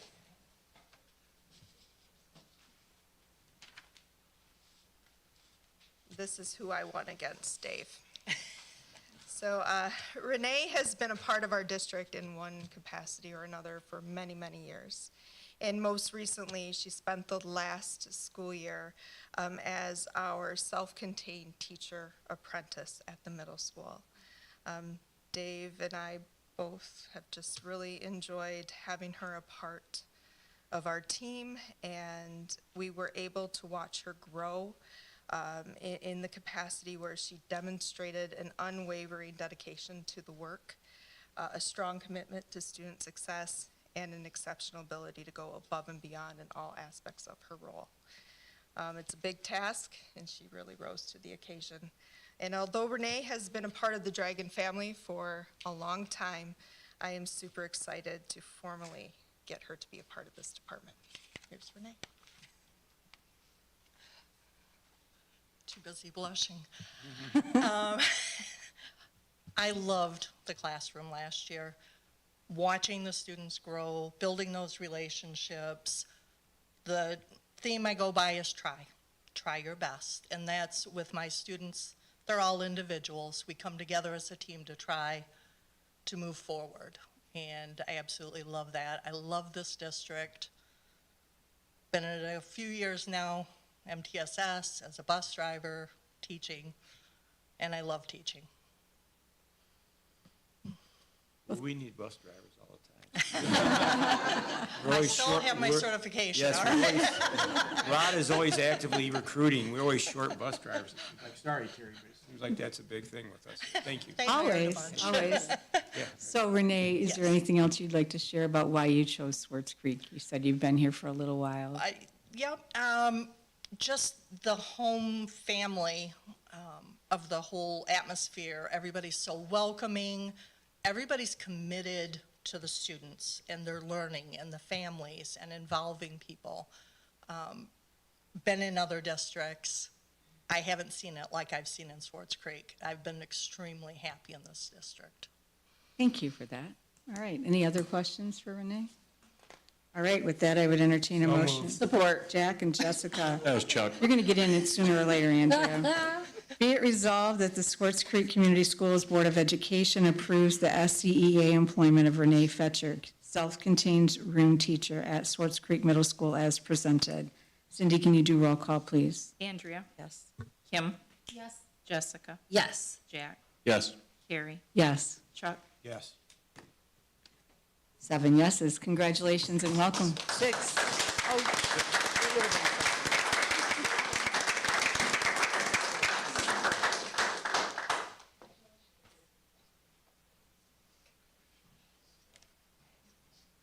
Congratulations, Renee. Thanks for choosing the school. Thank you.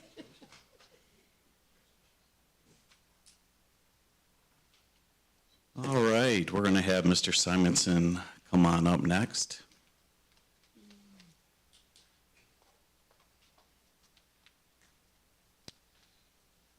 Good evening. I'd like to introduce Erin Pudney. She is going to be coming over to the middle school and teaching science for us, mainly 7th grade this year. She's also going to be taking on our teen survival class with a couple of our other teachers. It's a real popular elective. So things that stood out about Erin to the hiring committee was just how in command she was of just herself, the language. She's very at ease, and she was very clear about things that she didn't understand, which wasn't much, but like the particular curriculum we use, she wasn't well clued in on that, and she just asked. She said, I'd like to know more about that, and she told us right after the interview, like she sent an email out and said, I'm already looking into MyStar and things like that. But even before that, we, as a committee, when she left, were very impressed with her. So she's right out of her teacher preparation program at SVSU, came highly recommended to us, did her practicum in Fenton High School.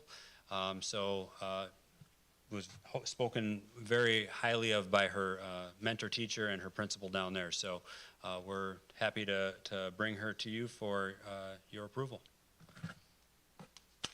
Hi everyone, I'm Erin. Like he mentioned, I'm actually a recent SVSU grad. Before then, I graduated from Linden High School in 2018. And I've got experience from Vassar Middle and High School, and then I just did my student teaching at Fenton. And I love Swartz Creek. Like I said, I'm a local kind of grad, and I'm currently living in Gaines. And I love that your community supports you with the recent bond. I think that shows so much, and it's so important to have that backing. And even more so recently, I've gotten to meet a lot of your staff, and everyone has been so extremely welcoming. So I'm really excited to have the opportunity to become a Dragon. Well, thank you, Erin. Appreciate that. Any questions for Erin? All right, with that, I would entertain a motion for approval. Support. All right. Be it resolved that the Swartz Creek Community Schools Board of Education approves the SCEA employment of Erin Pudney, science teacher at Swartz Creek Middle School as presented. Cindy, can you do roll call, please? Chuck, Yes. Carrie, Yes. Andrea, Yes. Kim, Yes. Jessica, Yes. Jack. Yes. All right, 6 yeses. Welcome.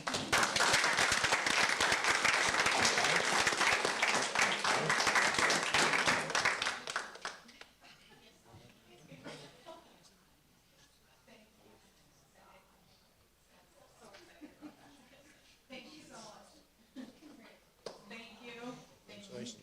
Thank you. Congrats and welcome. Thank you. Thank you so much.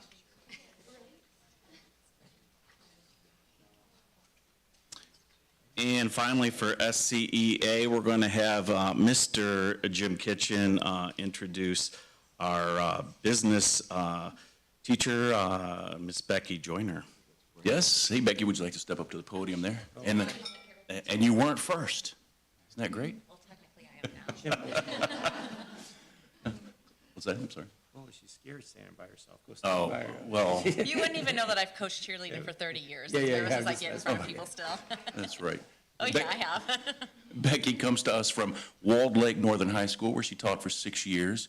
The team had to say about her that she has experience in the subjects that we need, so lots of experience. She has a positive energy that will draw kids to business classes. She has the mindset and skills necessary to build the business program. She's willing and interested in doing extracurriculars like being a class sponsor and also leading our Young Entrepreneurs Club. So we're excited to have her. She has a bubbly personality that will win kids over. I'm positive of that. So I give you for your consideration for employment, Miss Becky Joyner. Hello, I'm Becky, obviously the new CTE teacher. I'm really excited about this opportunity. When I was considering looking for new places to be, I had to look for a place that was, for one, closer to my house, because I live in Perry, out in the back roads, and I commuted an hour and 10 minutes all the way to Walled Lake Northern and it was actually 8 years that I was there.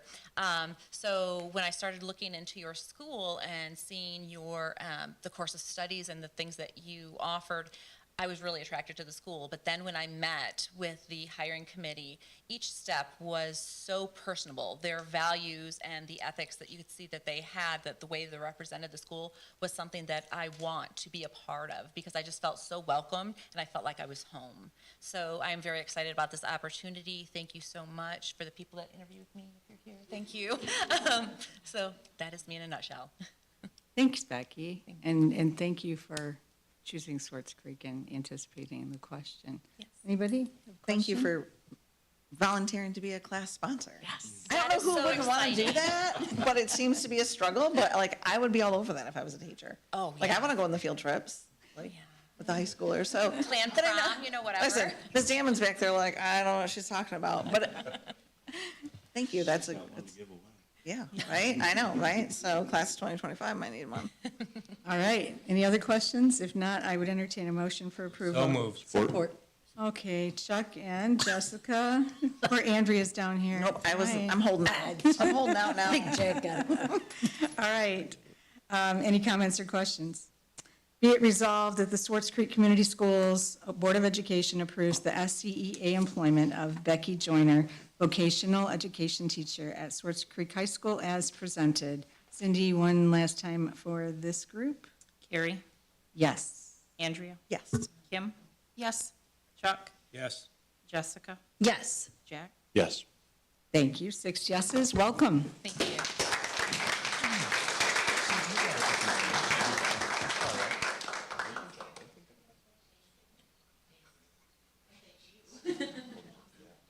Congratulations.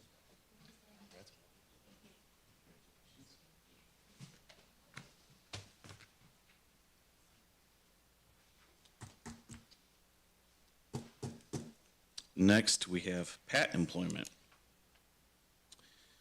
I don't know if I shared this at the last meeting in June or if it was at a subcommittee meeting, but I was reading an article, I don't know if it was from Gronger News or what, but it was that we are losing in the state of Michigan 10,000 educators a year, and we're only producing 5,000.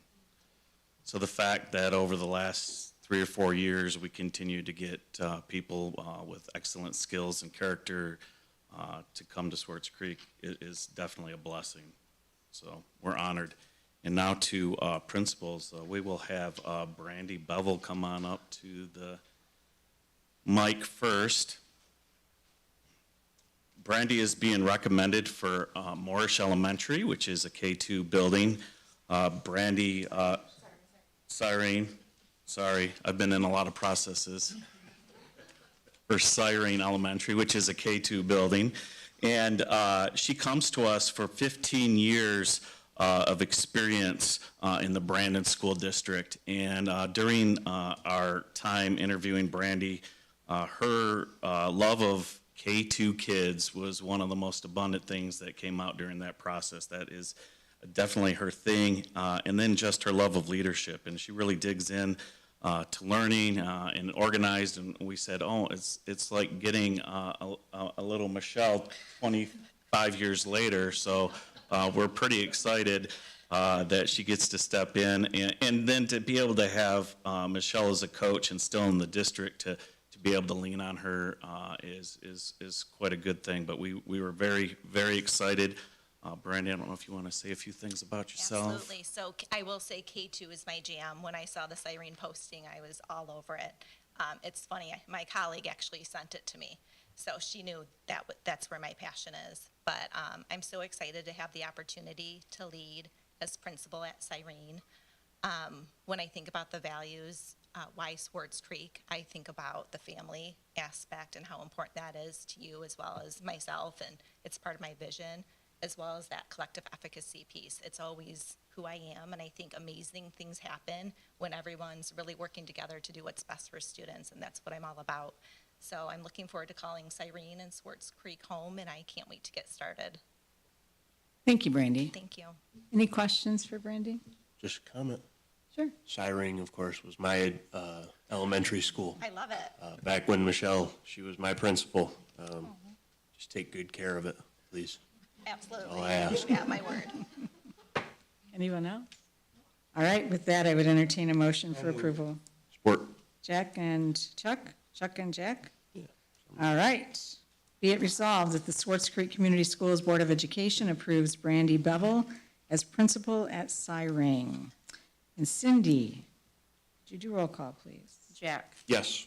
Jessica, Yes. Kim, Yes. Andrea, Yes. Carrie, Yes. Chuck. Yes. 6 yeses. Welcome. Thank you.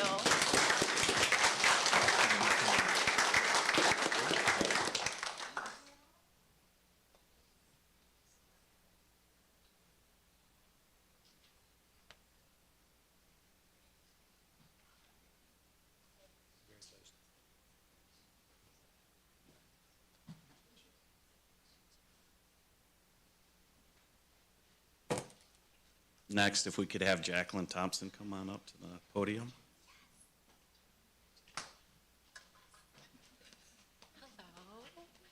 Our next three principal positions are all coming as internal candidates. So they've been doing some great things for us. I can remember when we first hired Jacqueline as a teacher at Morrish, Melissa Wing from the ISD called me up personally and said, you need to interview this teacher. She's phenomenal. And she was phenomenal, and she was so phenomenal that she ended up getting one of our instructional coach positions, and she did very, very well at that. And the committee was just as excited about all of her tremendous craft, early literacy, helping little ones read. Again, someone who's very organized. And I think that they've already started collaborating between the two of them, but we are very, very excited for Jacqueline to take over Morrish Elementary, which I know you'll do a great job because That was my building for 10 years. Yes. I am very excited for this opportunity. Like Rod said, I just completed my 5th year in Creek as an instructional coach, and I did our Aspiring Leaders program. I was just in front of you a couple months ago presenting on eye wellness, and as Michelle presented earlier with all of our strategic plan and things coming down over the next 5 years, I've had my hand in that for a little while, and I am very passionate about all of the wonderful things that are about to come up. So I just am really excited to continue in this leadership aspect at Moorish. Thank you. And I don't have to ask you why Swartz Creek, but I do want to thank you for continuing with Swartz Creek, because I know people have choices. Everybody who's here has choices, many choices right now.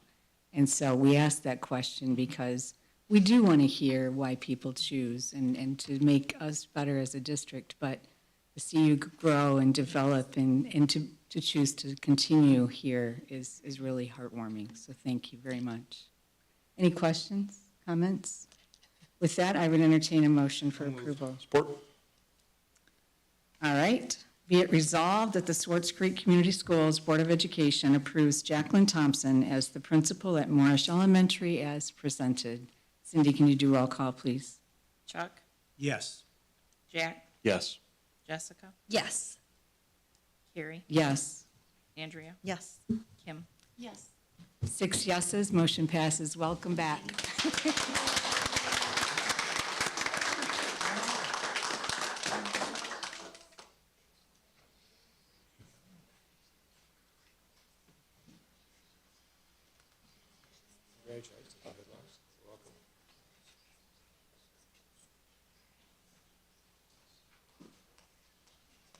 Next, I would like to invite Mr. Josh Atwood up to the podium.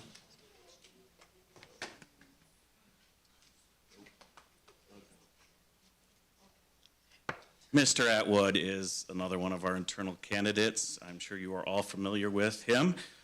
He also took our Aspiring Leaders course this last year. He has been a longtime math teacher at Swartz Creek High School.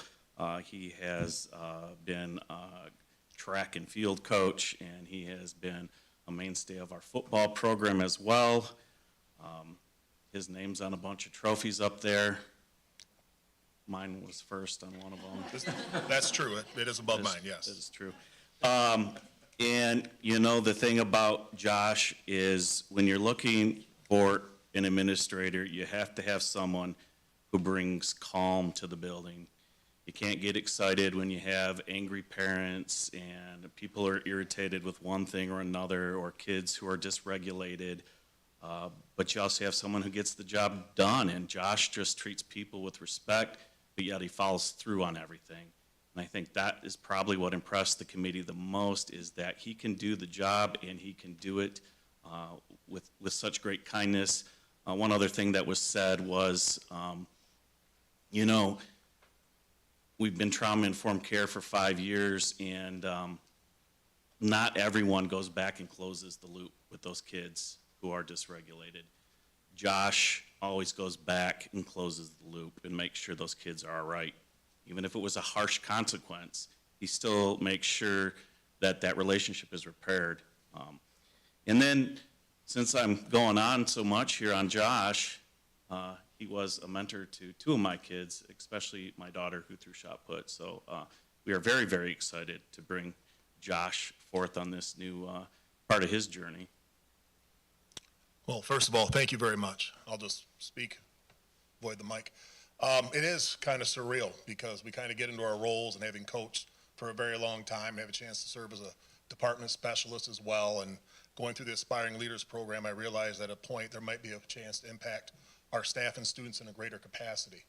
And it was the right time in my career to kind of take a chance on that, believe in the people that are, you know, sitting here that had the chance to bring me on, and I know that I'm going to be supported in that role. I know there's a lot to learn, but I'm eager to get into the work and see what kind of difference that we can make up there. So I'm just truly and humbly thankful for the opportunity. Thank you, Josh.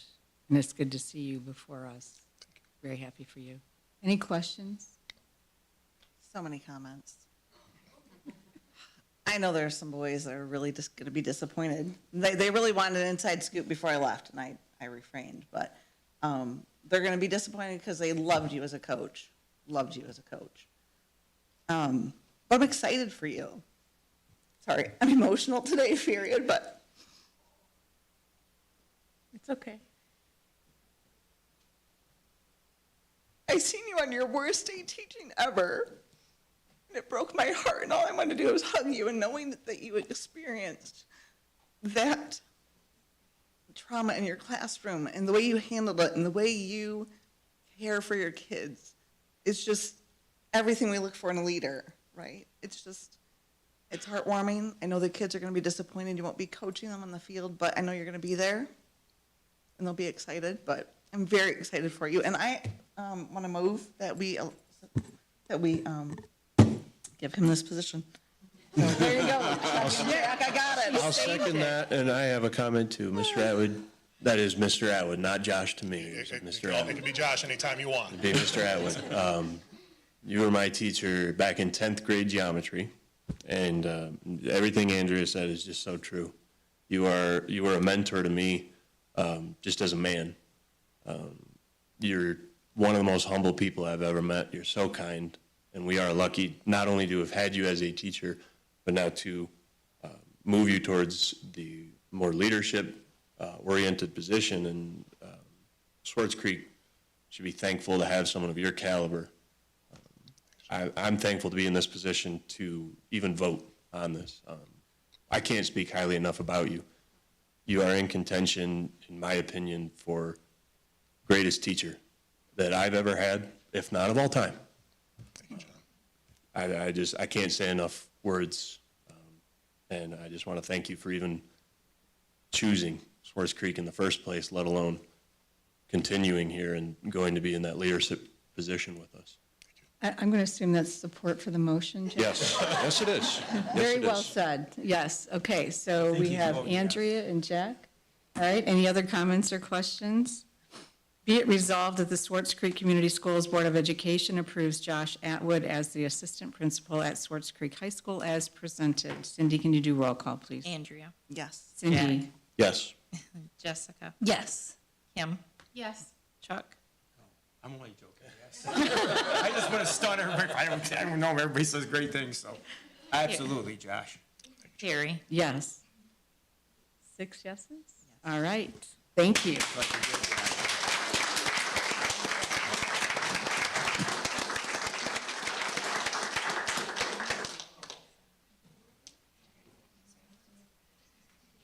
Congratulations. Heard nothing but good things about you. I know Or it's not. hard. Thank you, Josh. Well, I've heard things about him, but I never really knew him there. He says great things. I'm happy. I'm glad that he stayed there. And finally, I'd like to bring Jamie Damon up to the podium. Jamie was also in our Aspiring Leaders, and she also has some similar pathways. We were fortunate enough to get Jamie from Flint International Academy, and when she came to us, she was the principal of Flint International, and she just needed an opportunity to step in the classroom, and from day one in ELA, she just made that room sparkle. If you went into her classroom, you see all these beautiful tables, and she's doing all this group work, and we're like, oh, see, principals do know how to teach, and the kids loved her so much that the next year she became leadership, student council, and then the year after that, she became an instructional coach. So very quickly, she couldn't keep herself out of leadership. She does have a class sponsorship to give away for any of those high school teachers that were hired today, because she can't do that now. So we went through the process, and it was tough. Sometimes people don't want to come out for the high school job. It's probably the toughest admin job of all the principals. It's the flagship school. We're a Class A school. We got 1,050 kids up there, 60 teachers, and probably 100 support staff. It's like being a CEO of your own building. And so we had tough competition, and we had a big committee, and she was the unanimous number one, to move on, because she cares, she's organized, and she had a plan in her interview to tackle all these things. And I looked at Jim and I said, these are all the things I've been talking about. And she just nailed everything. So we're pretty excited to get her back into leadership after a 3-year break. Jamie, we tell a little more about yourself? Sure. Like Rod said, I came from International Academy of Flint. I served on lots of different roles there, ranging from high school teacher to department head to curriculum specialist to middle school principal, and I was a principal for 4th through 8th grade. I'm super excited to get to share my leadership skills at the high school level, because that's kind of really where always my passion is. That's what I taught. That's the kids I love, are the adolescents. Not that middle school wasn't great and a great learning experience for me.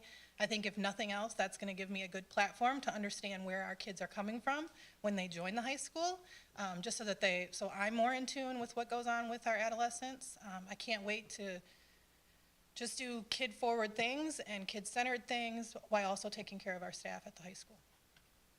Thank you, Jamie. And I know that there are students that you were part of their leadership group that were very disappointed that they weren't going to have you anymore, but I'm sure they'll be thrilled once they find out you're now the principal. So thank you. Any questions for Jamie? All right. I would entertain a motion for approval. I'll move. Support. All right. I heard, was that a Chuck and an Andrea? Always Chuck, except I know. I don't ever want to assume, for Chuck. the last 6 years. Be it Except for resolved. Josh. Yeah. Be it resolved that the Swartz Creek Community Schools Board of Education approves Jamie Damon as the principal at Swartz Creek High School as presented. And Cindy, for one more time, could you do roll call, please? Kim, Yes. Chuck, Yes. Carrie, Yes. Andrea, Yes. Jack, Yes. Jessica. Yes. 6 yeses. Thank you.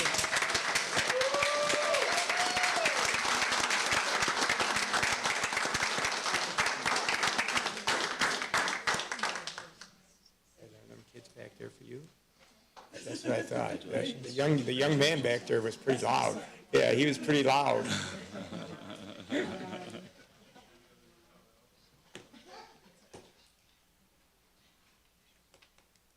All right, moving on, we have the approval of IDEX as it merges with Munetrix.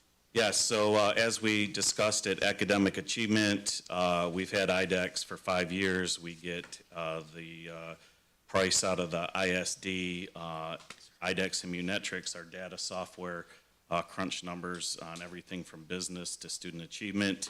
And these two companies merged last year, so they are now just Munetrix. So this is just really a continuation, but it's for 3 years with the county consortium price for your approval. All right, any questions for Rod on that? I questioned Rod the other day about it on the price, and it wasn't much money, so it's kind of a wash, right, Rod, with the two groups? Yeah, yeah. It wouldn't even be coming to you if it wasn't for the fact that we went long-term. Right. Because it was under the threshold It's a yearly. low impact to the budget, very low. It's paid from the 31. Yeah, A1, yep. Yeah. It's grant funded, Yep. yes.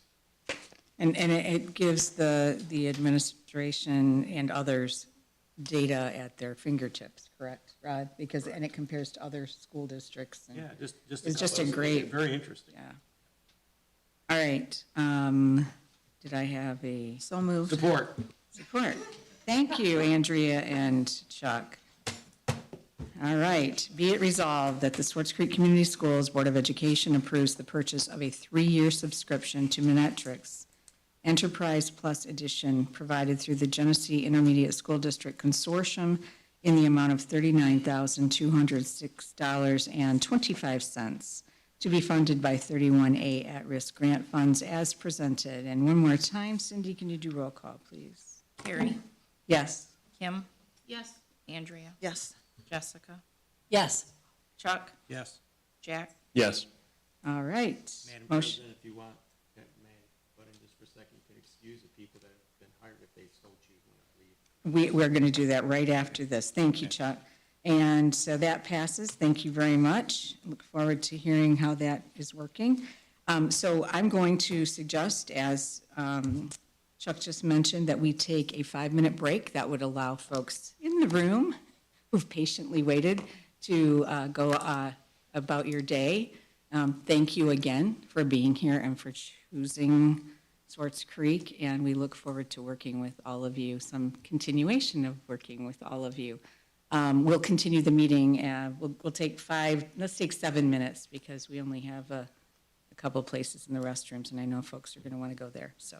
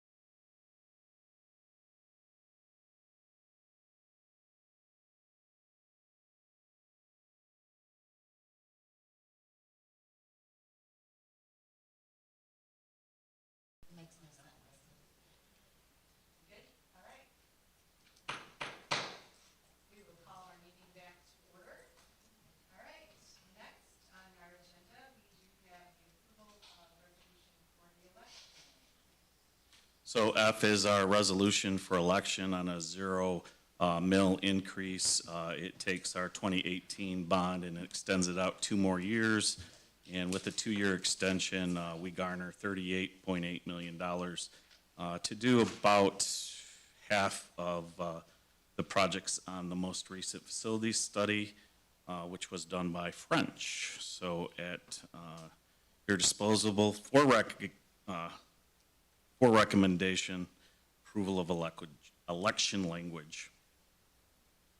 All right, thanks, Rod. Any questions for Rod? All right, hearing none, I would entertain a motion for approval. Moved. Support. Andrea, Jessica, any comments or questions? Hearing none, be it resolved that the Swartz Creek Community Schools Board of Education approves the resolution calling the bond election for the November 5th, 2024 election. Cindy, can you do roll call, please? Andrea, Yes. Carrie, Yes. Jessica, Yes. Kim, No. Chuck, No. Jack, No. All right.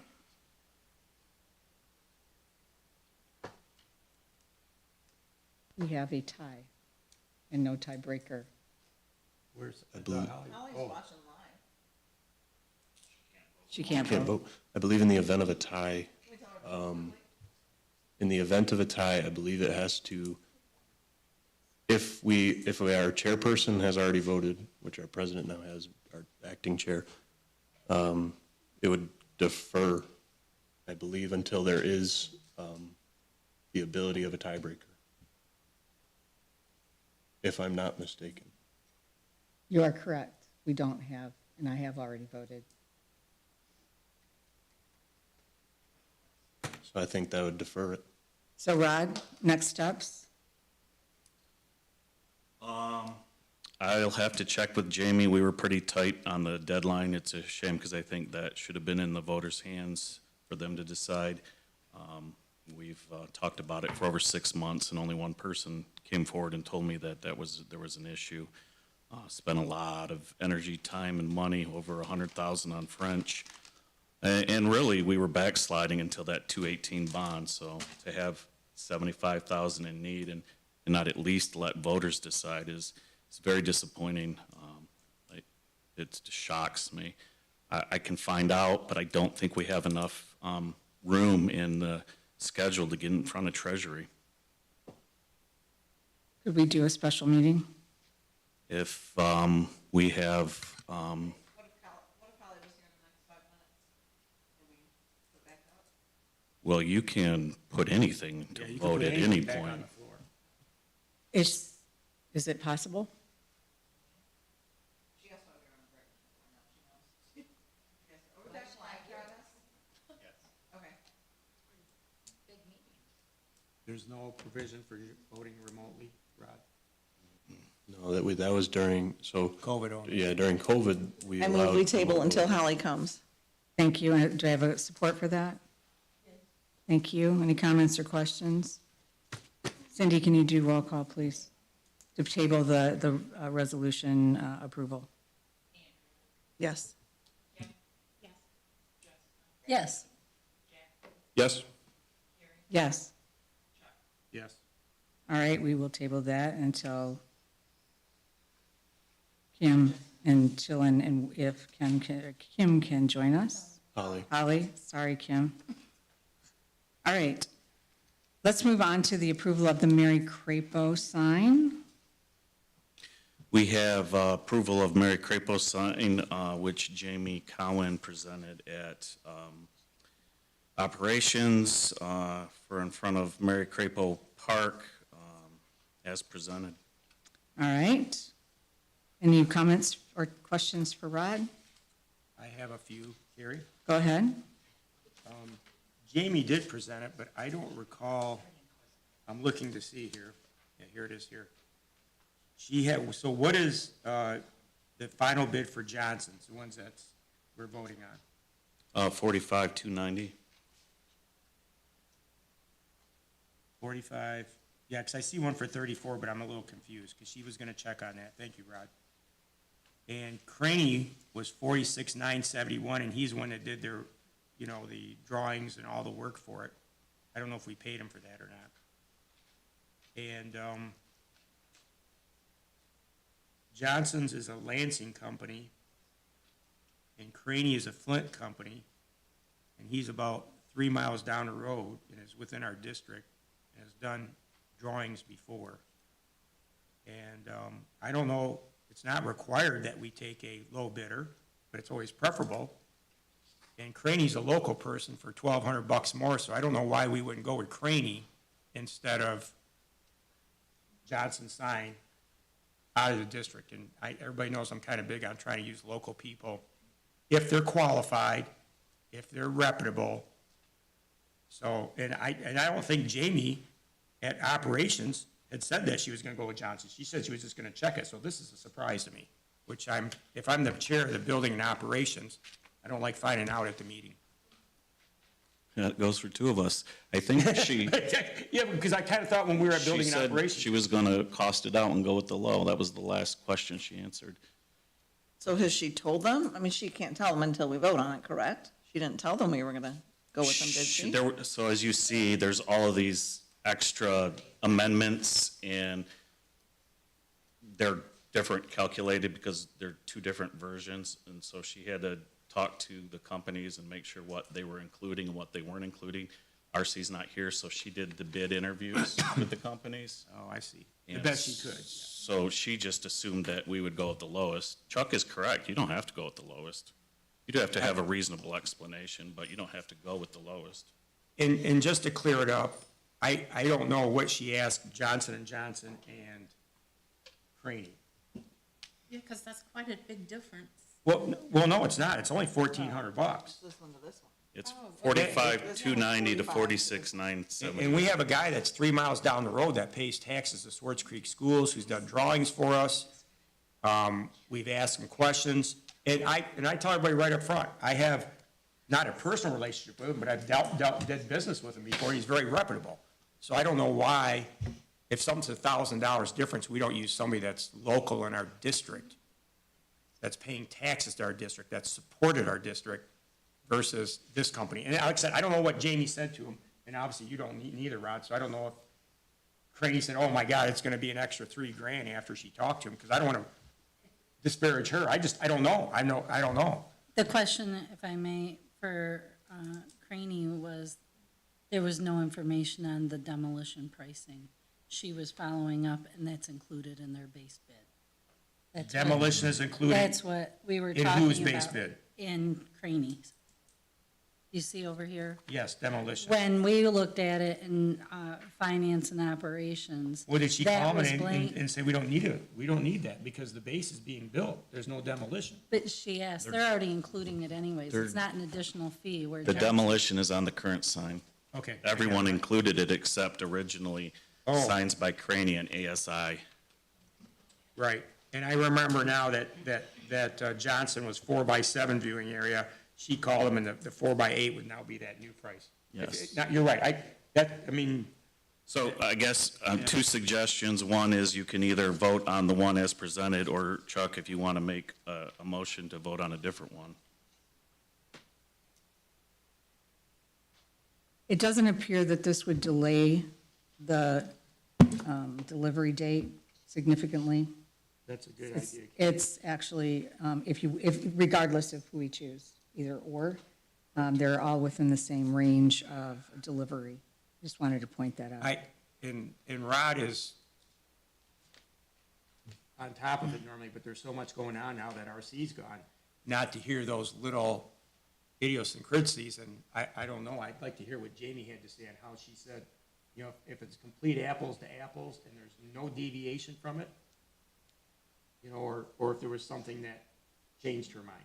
So a third option is table it and discuss it at the next operation. So you can vote as is, you can move to vote for a different group, or you can table it.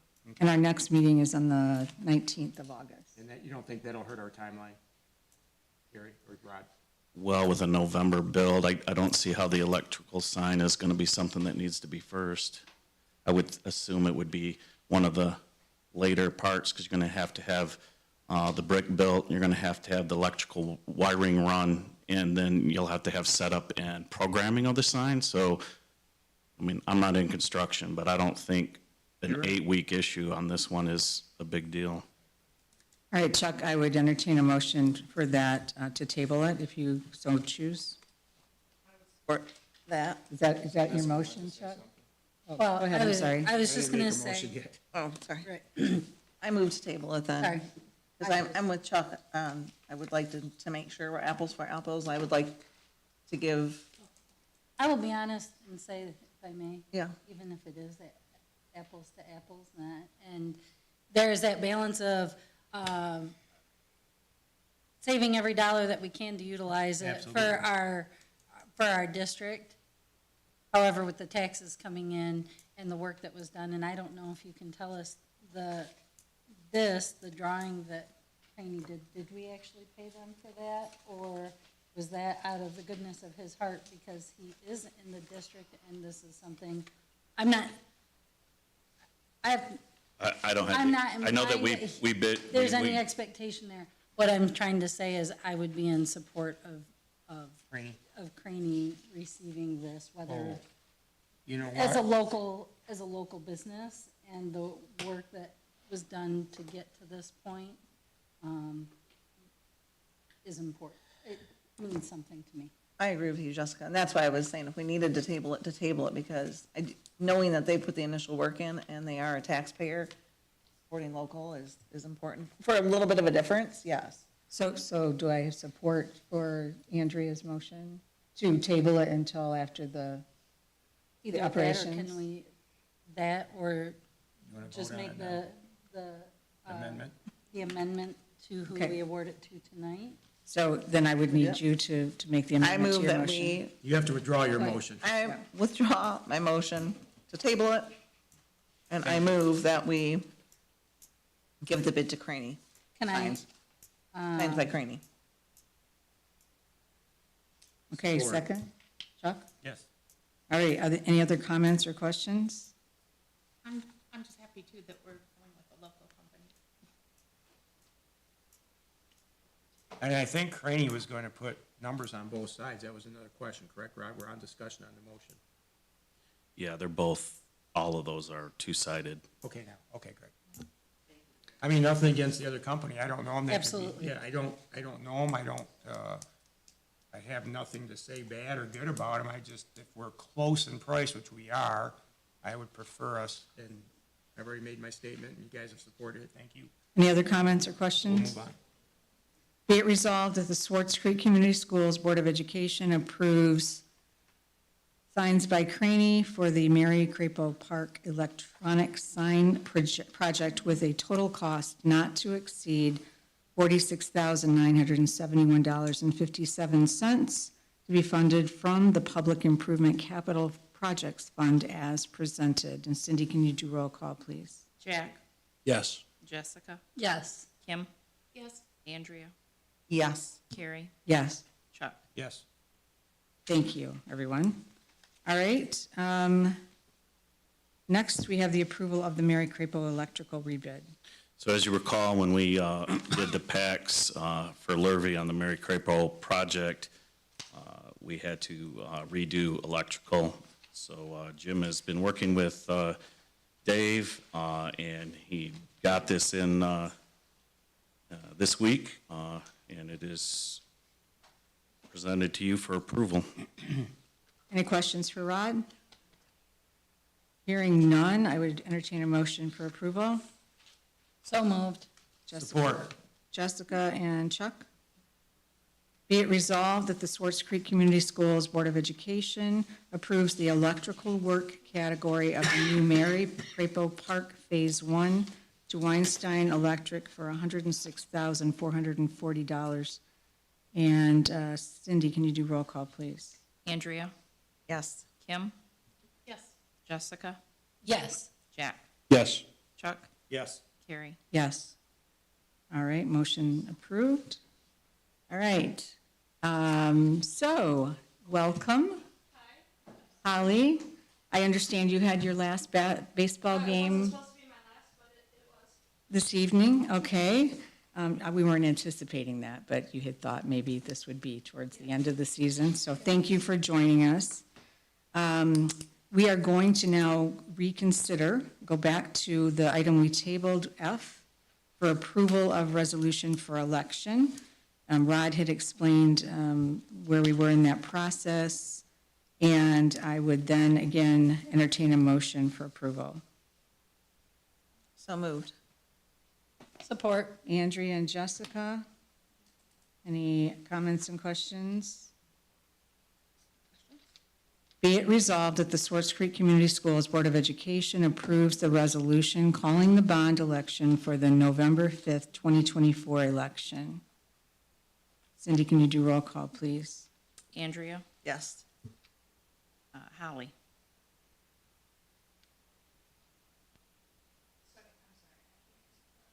You surely can. Yeah, you have.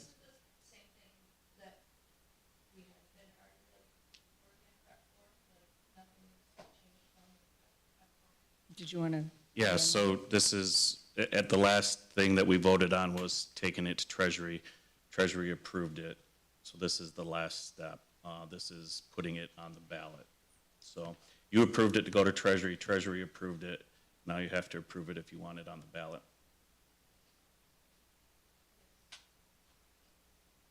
Carrie, Yes. Jessica, Yes. Kim, No. Chuck, No. Jack, No. All right. And my math says that's 4-3, correct? Yes. And it passes. Thank you, thank you. And that brings us to our public comments. And for those of you who are in the audience who wanted to comment, it's time to come to the podium and. I don't need a mic, you'll be able to hear me either way. Mallory Gullett. Absolutely. I am curious to who voted on excluding the VLC from athletics, high school dances, any sort of high school extracurricular activities? Because the VLC has decided to be excluded from these, and they've told me that it was a school board / superintendent decision. And you guys act like you want to make sure that every kid has equal opportunity, but you've decided to not head count them in the sports so you can lower your division. Everyone looks shocked. Does anyone know who voted this in? I just wanted to comment, that must have been before my time. No, It wasn't, it was very It was recent. just this last semester. In fact, hopefully I can provide you some information. Well, I'm wondering why no one has any idea about what this is. This was talked about in policy. So this was talked about in policy. I personally was against it, but we came to a consensus in policy. About what? That Rod, I'll let you talk to this, that we would exclude the VLC numbers. So the athletic department has to fill out a form for MHSAA in the winter every year. And then they put on what high school they're including in that count and what high school they're not. The athletic department asked us to consider it in policy. We talked about it and told them that they could go ahead and move forward with counting Why? MHSAA as just the high school.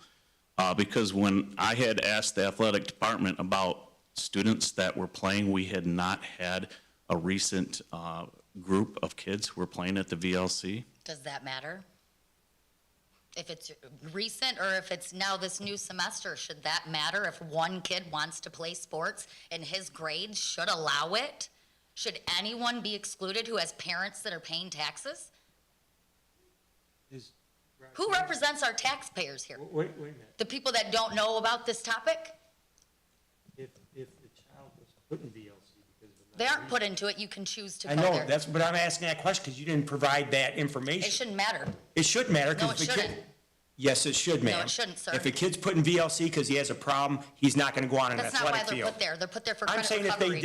if they did, and you didn't provide that information. They're not. Okay, so then now It's we not can answer. behaviorally put there. No, that's not true. That's not true. doesn't We're not going matter. to put a kid in an I'm athletic here to, field. I'm, Does the you're saying one kid, sir. Ma'am, you I'm asked talking the about the whole question. VLC. Okay. And if a child was put in Does the VLC, student that you're talking about, and I don't care to know who that student is, Right. does that person have the opportunity to go to the high school to continue Once their you switch career? over, it's very, very difficult because of the curriculum change to ever go back to the high school. So kids that chose to go there before this policy was implemented now are excluded indefinitely.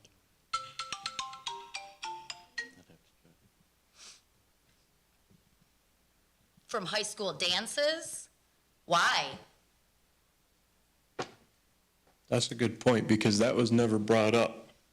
I thought they were allowed. It was No, they only, are not. it was only No, ever they are brought up not. about removing them from the count for athletics, And why would we remove which anyone? I was against at the time. So Rod, I'm going to ask you, and you may not be able to answer this now, but where in the process is the decision made, or Jim, maybe you know the answer, about participation within the high schools, maybe extracurricular or dances, other types of things?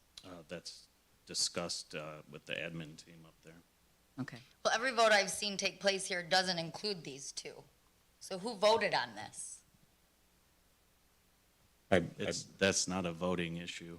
I believe that was a You just direct, adopted it without even I having a believe that vote? was not a voting issue. That was, I believe, a direct call by the administration. So how do you get that reversed? You have to To care send in about a, the children or- at the VLC center. We do care very much about all of our Well, you students. just excluded them and made them know you don't.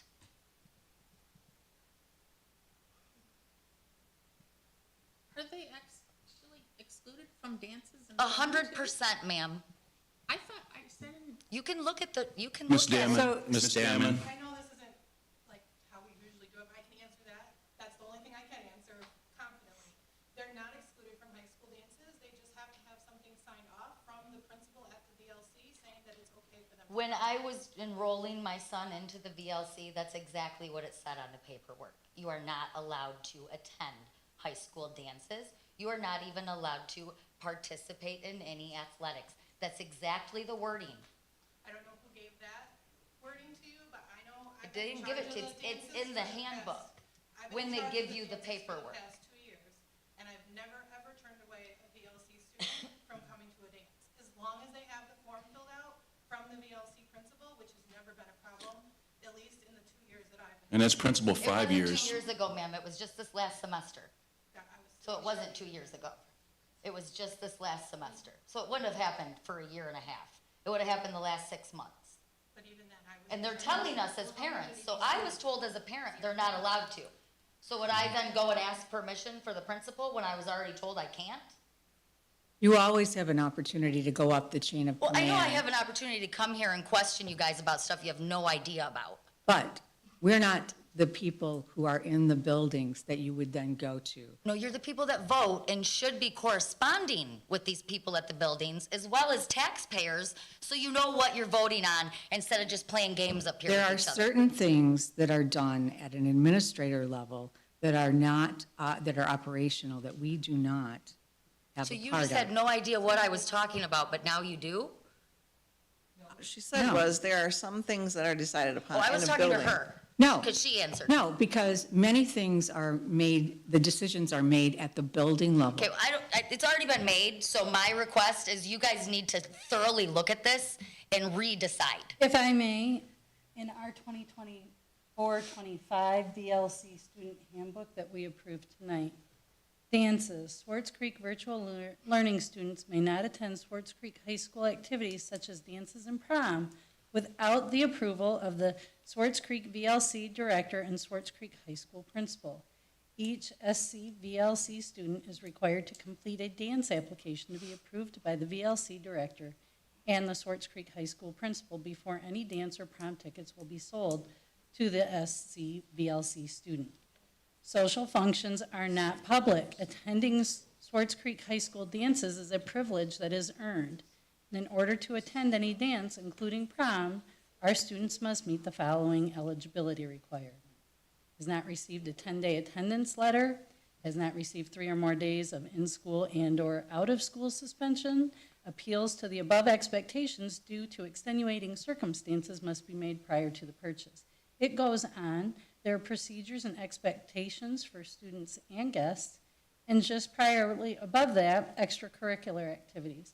A list of school clubs, a list of clubs and activities are made available to students from year to year. These activities are subject to change, and an updated list is available in the office and via our webpage.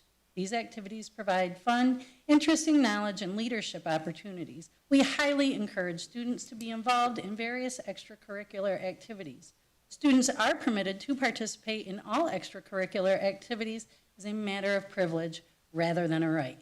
Some clubs' activities have eligibility requirements. We encourage students to become involved in one or more of these activities. That is our VLC handbook, our policy for 24-25. That is fine with me, okay, that you're saying they can get a note. Does every student have to get a note from a principal? If they participate in VLC, yes, that's what the policy From the high says. school, So- do they have to? Ms. But- Damon? At the high school, we have access to their attendance and to the eligibility requirements that she listed in the handbook.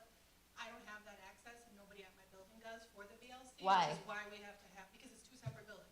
So you can't get access to your students. My student has to because they're treated differently. I can get access So from the that's what VLC. you're, I just want to make sure you guys know they're treated differently. Okay, I just right? want to say that the VLC And in the this. sports isn't in there.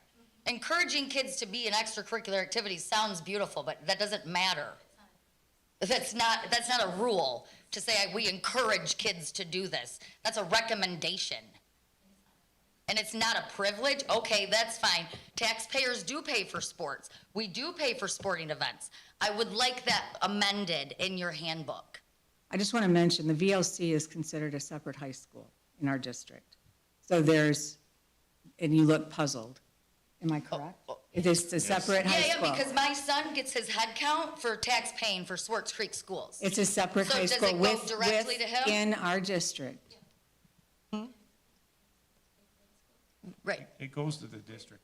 If. Right, it goes to the okay, district, so right. in- That's in- exactly my point. Okay, just. So you want to head count him for the district, but you don't want to head count him for the sports. Well, does your child want to play sports? Does that matter? We're- Why are you guys asking me 'cause we're trying directly to about a child? we're gonna solve a This is for a problem. district. You guys are making choices for a district, Right. not for one child. Okay, so does your One child, child doesn't matter. has your child been denied anything? Absolutely, I just told you. Has they, no, they haven't. Has any other child that you know of and you document has been denied anything from this district? My daughter has a I'm friend asking you that a plays question. It's a yes and basketball. no. I'm It's yes and answering no. your question. Yes. Okay, yes. Okay. Did you want me to elaborate? No, you said No, you yes. just want me to say yes. Ma'am, I'm going to Ma'am, be ask respectful. you. Rod, would you Yes. please take care of that problem? That's how business is conducted. Instead of being hostile, you tell us the You're problem. being hostile. You tell us the problem. I had to get a yes or no answer from you. And now we instruct the superintendent to please look into it, to correct it. Everything cannot be perfect at any district. Go to any district you want, everything's not perfect. If you come here, Of or if course you, it's not. But I'm going to be heard, sir. you could have came to Rod's office and told him this. I have. Okay, you didn't tell us that. You didn't ask me. I guessed that question. Who did you leave a message with? Your lady at the front desk. Oh, And so you you've guys not did met call with her. me. And you Cindy? called me, and what was my answer? That you could lower the division if you didn't have the numbers. I did not call anyone on that topic. That was my answer from your office. I specifically came there, spoke to your secretary, you called me, and that was the answer.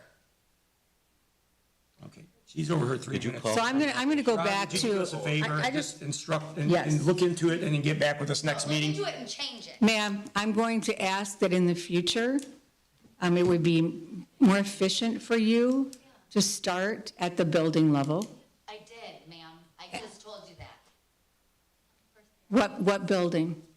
This one, I just No, told you I spoke to the his building you're secretary. discussing is the VLC. The VLC choices were the policies that were made here. This is where I was directed, ma'am. This is where I was directed for All right. this answer. So I would ask respectfully that you respectfully contact Mr. Heatherton and let him know what your issue is, I just did it. I literally just. He doesn't want to take. to give additional information if it's needed.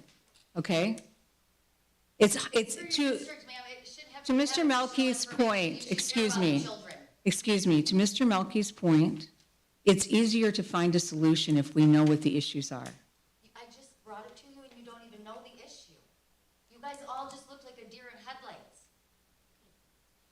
And I think I explained to you, maybe I wasn't clear, that as a board, we establish policies, but the school district, recalled it. the school district administrators put those in place. None of you had an answer. Can you just admit that? They don't have to run that by you. You didn't have an answer for me because you are not aware of. Our job is not to micromanage the way that the district administrators No, you're here to support the taxpayers. implement That's the your job. You voted guidelines. in here by. I don't think you're listening to us. I'm sorry that you're not listening to I us. just listened for 2.5 hours. I did. Well, I'm giving you a potential solution, an opportunity to My solution make an is I'm appointment coming with our, forward to the superintendent and to the deputy superintendent, and I'm saying, please care about the VLC kids. Please don't make them feel excluded from a high school they should be included in. and I take, That's my point, ma'am. So my understanding Everything's is not a that, perfect life. Everybody doesn't have a perfect life, and you guys have already said that 6 times. You've made fun of steel mill workers. You've said that if you're not college educated, that you have a lower life than someone who's a deputy superintendent. We've listened. I Be just, careful about what you say. I'll let you go in a Yeah. second. I want you to know that the VLC has a special place in my heart and has the entire, Sounds like it. well, you don't know that. You don't know that. So I'm sorry that you don't choose to listen to that, but most high schools in the state have given those programs up. We've made a conscious decision in this community to continue our virtual learning center, which has helped many people. Did you go to the graduation this spring and see all of the families and all of the people that were there to That care about celebrate? their kids? And so do we. Because we're the ones caring about our kids over there, ma'am. And we care I'll about them create a too. prom for my own son. I'll Well- create sports and I would do Point of all of order. that, so it's. Yes. 3 minutes is over. Yes. I instructed, You Okay. guys keep talking at me. I asked, we're not talking to I you. sat down. Rod, would you please do us a favor and look into this issue and report back to the board? Policy and procedure is John's. He chairs that meeting once a month. None of us are at that meeting, or some of us are occasionally. So get back with us, educate us on what's going on there, and then we'll try to make a decision to help this young lady out Thanks, in Chad. the future. Or Chuck. Thank you. All right, Andrea? well, I was just gonna say, the understanding is they are allowed to participate in our dances and do those things. They're just not You made me stop allowed and you keep to, going. Sports is I closed actually the issue. included in this handbook. is in there. Sports is in there? Sports is included in the same section. It was the section afterwards. read? Social functions and dances. It Okay. says students have the opportunity to participate in a variety of extracurricular activities, including sports, student clubs, and school social functions, provided they meet eligibility So it is in there. requirements. It is in here, and I think it's important, something that Chuck said in the beginning, I did. and for our community to be aware of. The VLC has a very broad spectrum of students. That's what I tried telling her, and she wouldn't answer that Exactly. question. And there are some students that are enrolled in VLC that cannot be allowed onto our Our property. properties, right. They are not eligible. We care enough about our students that even though they may have gotten into a situation where they are not able to, we feel part of their consequences is that they cannot be on our property, we still want them to have an education. VLC So we is a cannot privilege. broadly have a very sweeping, any student from the VLC may attend any function because of the safety and the concern that we have for all of our students. And I don't know that the entire community recognizes that, so I would just like for it to be a made public here tonight. And we Thank can't you, ask that Jessica. young lady what her child is in VLC for. But my example is, for the people that are remaining in the off days, please, and she wouldn't answer it, if VLC, which we have that program that Carrie's really supported, and Rod and all of our administration has, I'm not buttering their chaps, it's an educational program. But if your son got in trouble for something that he was no longer allowed in the high school, we say, hey, listen, you can go to the VLC, not physically, but be on VLC, or maybe go physically limited and keep learning, but you can't participate in other activities. We don't know this about this child. So yet, she wanted to assume that we all knew her personal stuff, and I don't know anything about Can I her. ask a That's why question, she too? was there. I'm sorry? Go ahead, Holly. Since the adult classes are also offered at the VLC, Yes. if we did this broad spectrum, we literally could have grown adults that are eligible to go to dances Right. and play in sports. If It's it was a broad. It's a case-by-case if it- situation. Right, if it That's was a what I tried broad explaining VLC at the coverage. beginning. All right. So we beat this horse to death. Rod is more than willing to look into it and get back with us. I don't think there's anything to look into. Well, we don't know if her child was, But that's a case by case. It's not right, anything I have and to that's what we're report gonna back. do. Yeah. He's gonna look into it, because we don't know any of the facts. But that wouldn't be fair for him to come back and report to us about her particular student. So I have confidence that He that can take Rod will do what we've asked him to do. Right, Jim? I also know that our administrators follow the guidelines that are set for them, and I think we're going to move on. Is there anyone else who would like to address the board? And just as a reminder, please state your name and keep your comments to 3 minutes or less. Absolutely. Thank you. Good evening, everyone. My name is Jim Neestra. I'm with Johnson Signs, also located and live in Genesee County as a taxpayer in Fenton, Michigan. I'm just here, I was here today to just step up and explain the differences between the two bids, the main bid of $44,000 and the alternative bid. I understand why you guys voted, and you did vote. I understand, but don't always judge a book by its cover.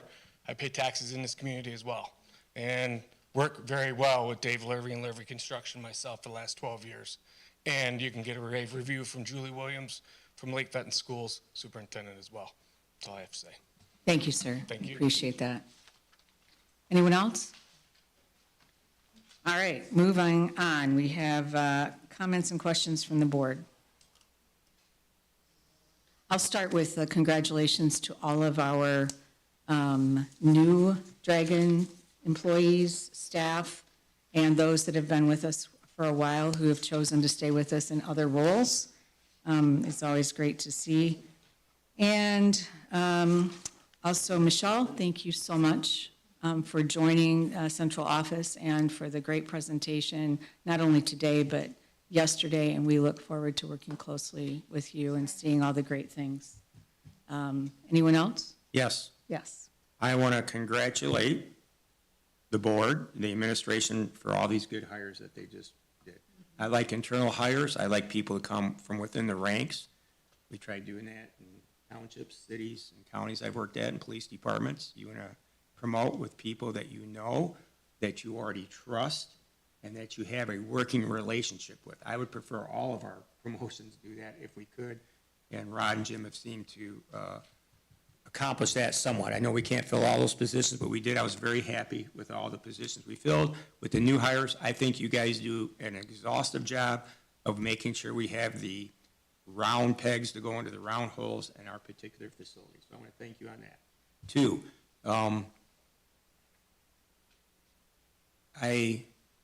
we usually have pretty quiet board meetings, and we don't just knee-jerk and vote everything yes. I mean, there's always a lot of discussion. If anybody has watched the YouTube meetings for the last 6 years I've been here, I ask a lot of questions. I'm tight with the money, correct, Rod? And I to the point of people get frustrated with me, and I'm very conscientious, because when I spend money or look at anything, it's like it's my money, because I'm a taxpayer here with a business, couple businesses, and my residence. I've lived here for 45 years, and a lot of my family. And I think we all feel the same way. So I'm sorry that it got a little heated at the end. I wish we could help that lady a little bit better, and I'm sure we're going to, but we have to know the problem before it happens. And we cannot know every policy. Thank you, Carrie. That's your 3 minutes. We cannot have every policy and procedure memorized, and we have committees. I'm in charge of building and operations. Jack's in charge of one. Jessica's in charge of one. Carrie's in charge of one, and Andrea's the secretary. So we can't be 100% of the time, 100% knowledge on everybody's division or job. And we are not going to micromanage our administrators, because we're here once or twice a month, and they do a great job, and if we see something wrong, we're gonna check them on it. But right now, everything's going good except for this snafu I didn't know about, but everybody did good. I'm glad that the meeting went still somewhat civilized with all this. Thank you, Carrie, and I'm glad you said that, Chuck. And I don't think people realize that there's a lot of information we get tonight, but there was 7 hours of meetings, no wait, 4 or 5 hours of the meetings this week before this meeting where there's discussion that happens as well. I mean, we didn't get through all the policy last night. That was almost a 3-hour meeting between two things, academics and policy. And people don't realize there is more than just this meeting once a month that we get information on. And we all have our jobs. We do this because we want to be here for the community and for the kids. But it's a lot of information. It's a lot of time. There's a lot of discussions. And even though we have them here, there's a lot of side discussions as well, too. And I appreciate them at those meetings and here today. It's not all just, hey, yes, no, and, new hire teachers. There's a lot of grit, and I think people got to see a lot of it tonight, and that's okay. people have a You can right see to that come it's here and not- complain. But it's and not that's an our easy job. yes, no situation to be up here, so. And we always can be emailed for anybody that wants to email us. So maybe we can head things off at the pass before we turn something larger than what it should be if we can address it there. But if we don't know about the problem, we can't solve everything without knowing about it. Neither can Rod or Jim. So that's all I want to tell the rest of the public here. And I think our board does a fine job for what we have. Thank you, guys. Chuck. Yep. Thank you, Andrea. I want to, if there are no other comments, go ahead, Jessica. Well, I just wanted to as well welcome all the new staff, and I know, I appreciate, even though it's difficult sometimes, normally to, I think, a little bit Andrea's point, the work that's done prior to getting here helps us to have our board meetings run very smoothly, and we tend to work out and some of those compromises and whatnot and understanding before we get here, which is fine. I just feel like after a couple of my comments, I was like, my inner voice said, whoa, you said that a little sharply. So I just want to apologize to my fellow board members. No. Got a little sharp a couple of times. Here you go. It was a little I'll heightened put this more can than in what I front. would like for it to be. Blame it on the monster. That's what they always Well, accuse me of. one of them I was going to blame on you because I spoke right after you. I was like, oh, Chuck's voice got me all fired up. Sometimes we Blame it laugh, on the monster. we cry, No. sometimes we. Now have to that I say take my things. own personal responsibility and not blame Chuck, I really appreciate how we can work together. And We'll get this thank issue you. resolved. That's We'll it. get it resolved. It's as simple as that. So- We'll get it resolved. It'll work out. We Thank got good administrators to do it for us. So at the risk of sounding boastful, which is not the, The line and staff do the work. it's not the purpose of what I'm going to say. For someone who doesn't think that I love the VLC, when the VLC was housed at Mary Crapo, my husband and I used to host an open house. Michelle was there to help too. We hosted an open house for the kids who didn't have one and for their families. And we prepared food and they had fun and everybody came together. And some of my kids came and helped too, as well as others in the community. And so I respectfully want to say that yes, I do love the VLC. I always have, and I always will. So thank you for letting me say that. Anyway, anything Carrie, else? I didn't know that, and I think that's wonderful that you guys did that. It was just something that was a need that needed to be filled. There were many children, kids, not children, kids, there were younger and older kids that didn't have Didn't have an open house. or didn't have a celebration after they graduated, and they worked so hard to get there. So sorry, but yeah, I do love it. I mean, how many places give a graduation ceremony for your GED?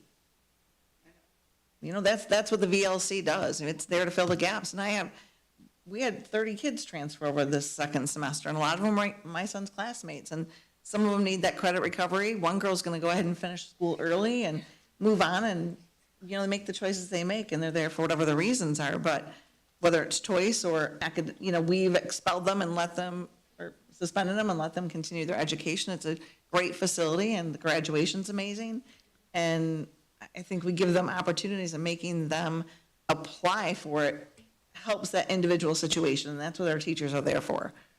And it's an Civic show. investment that this school district makes Yeah. in the students and the folks that are coming back for their diploma and in our community. And so I'm grateful that you guys continue to support it and bring it forward for all of us. Mr. Main, also just if I could, with some information, I have spoken to several parents about the decision with VLC.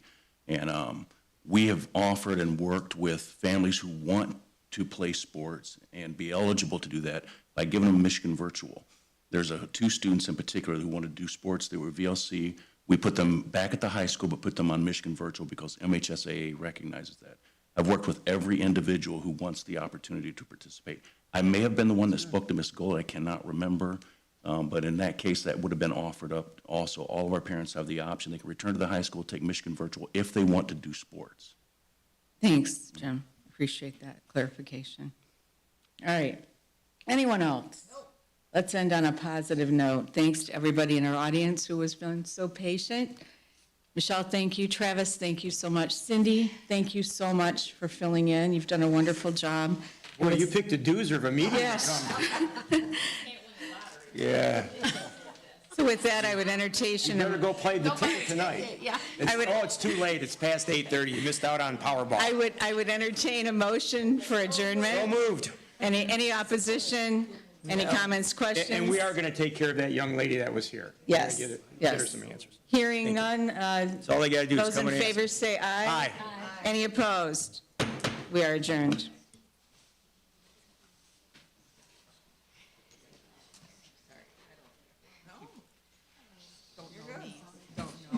Yeah, they just make these assumptions. And We went because they took it out of Mary.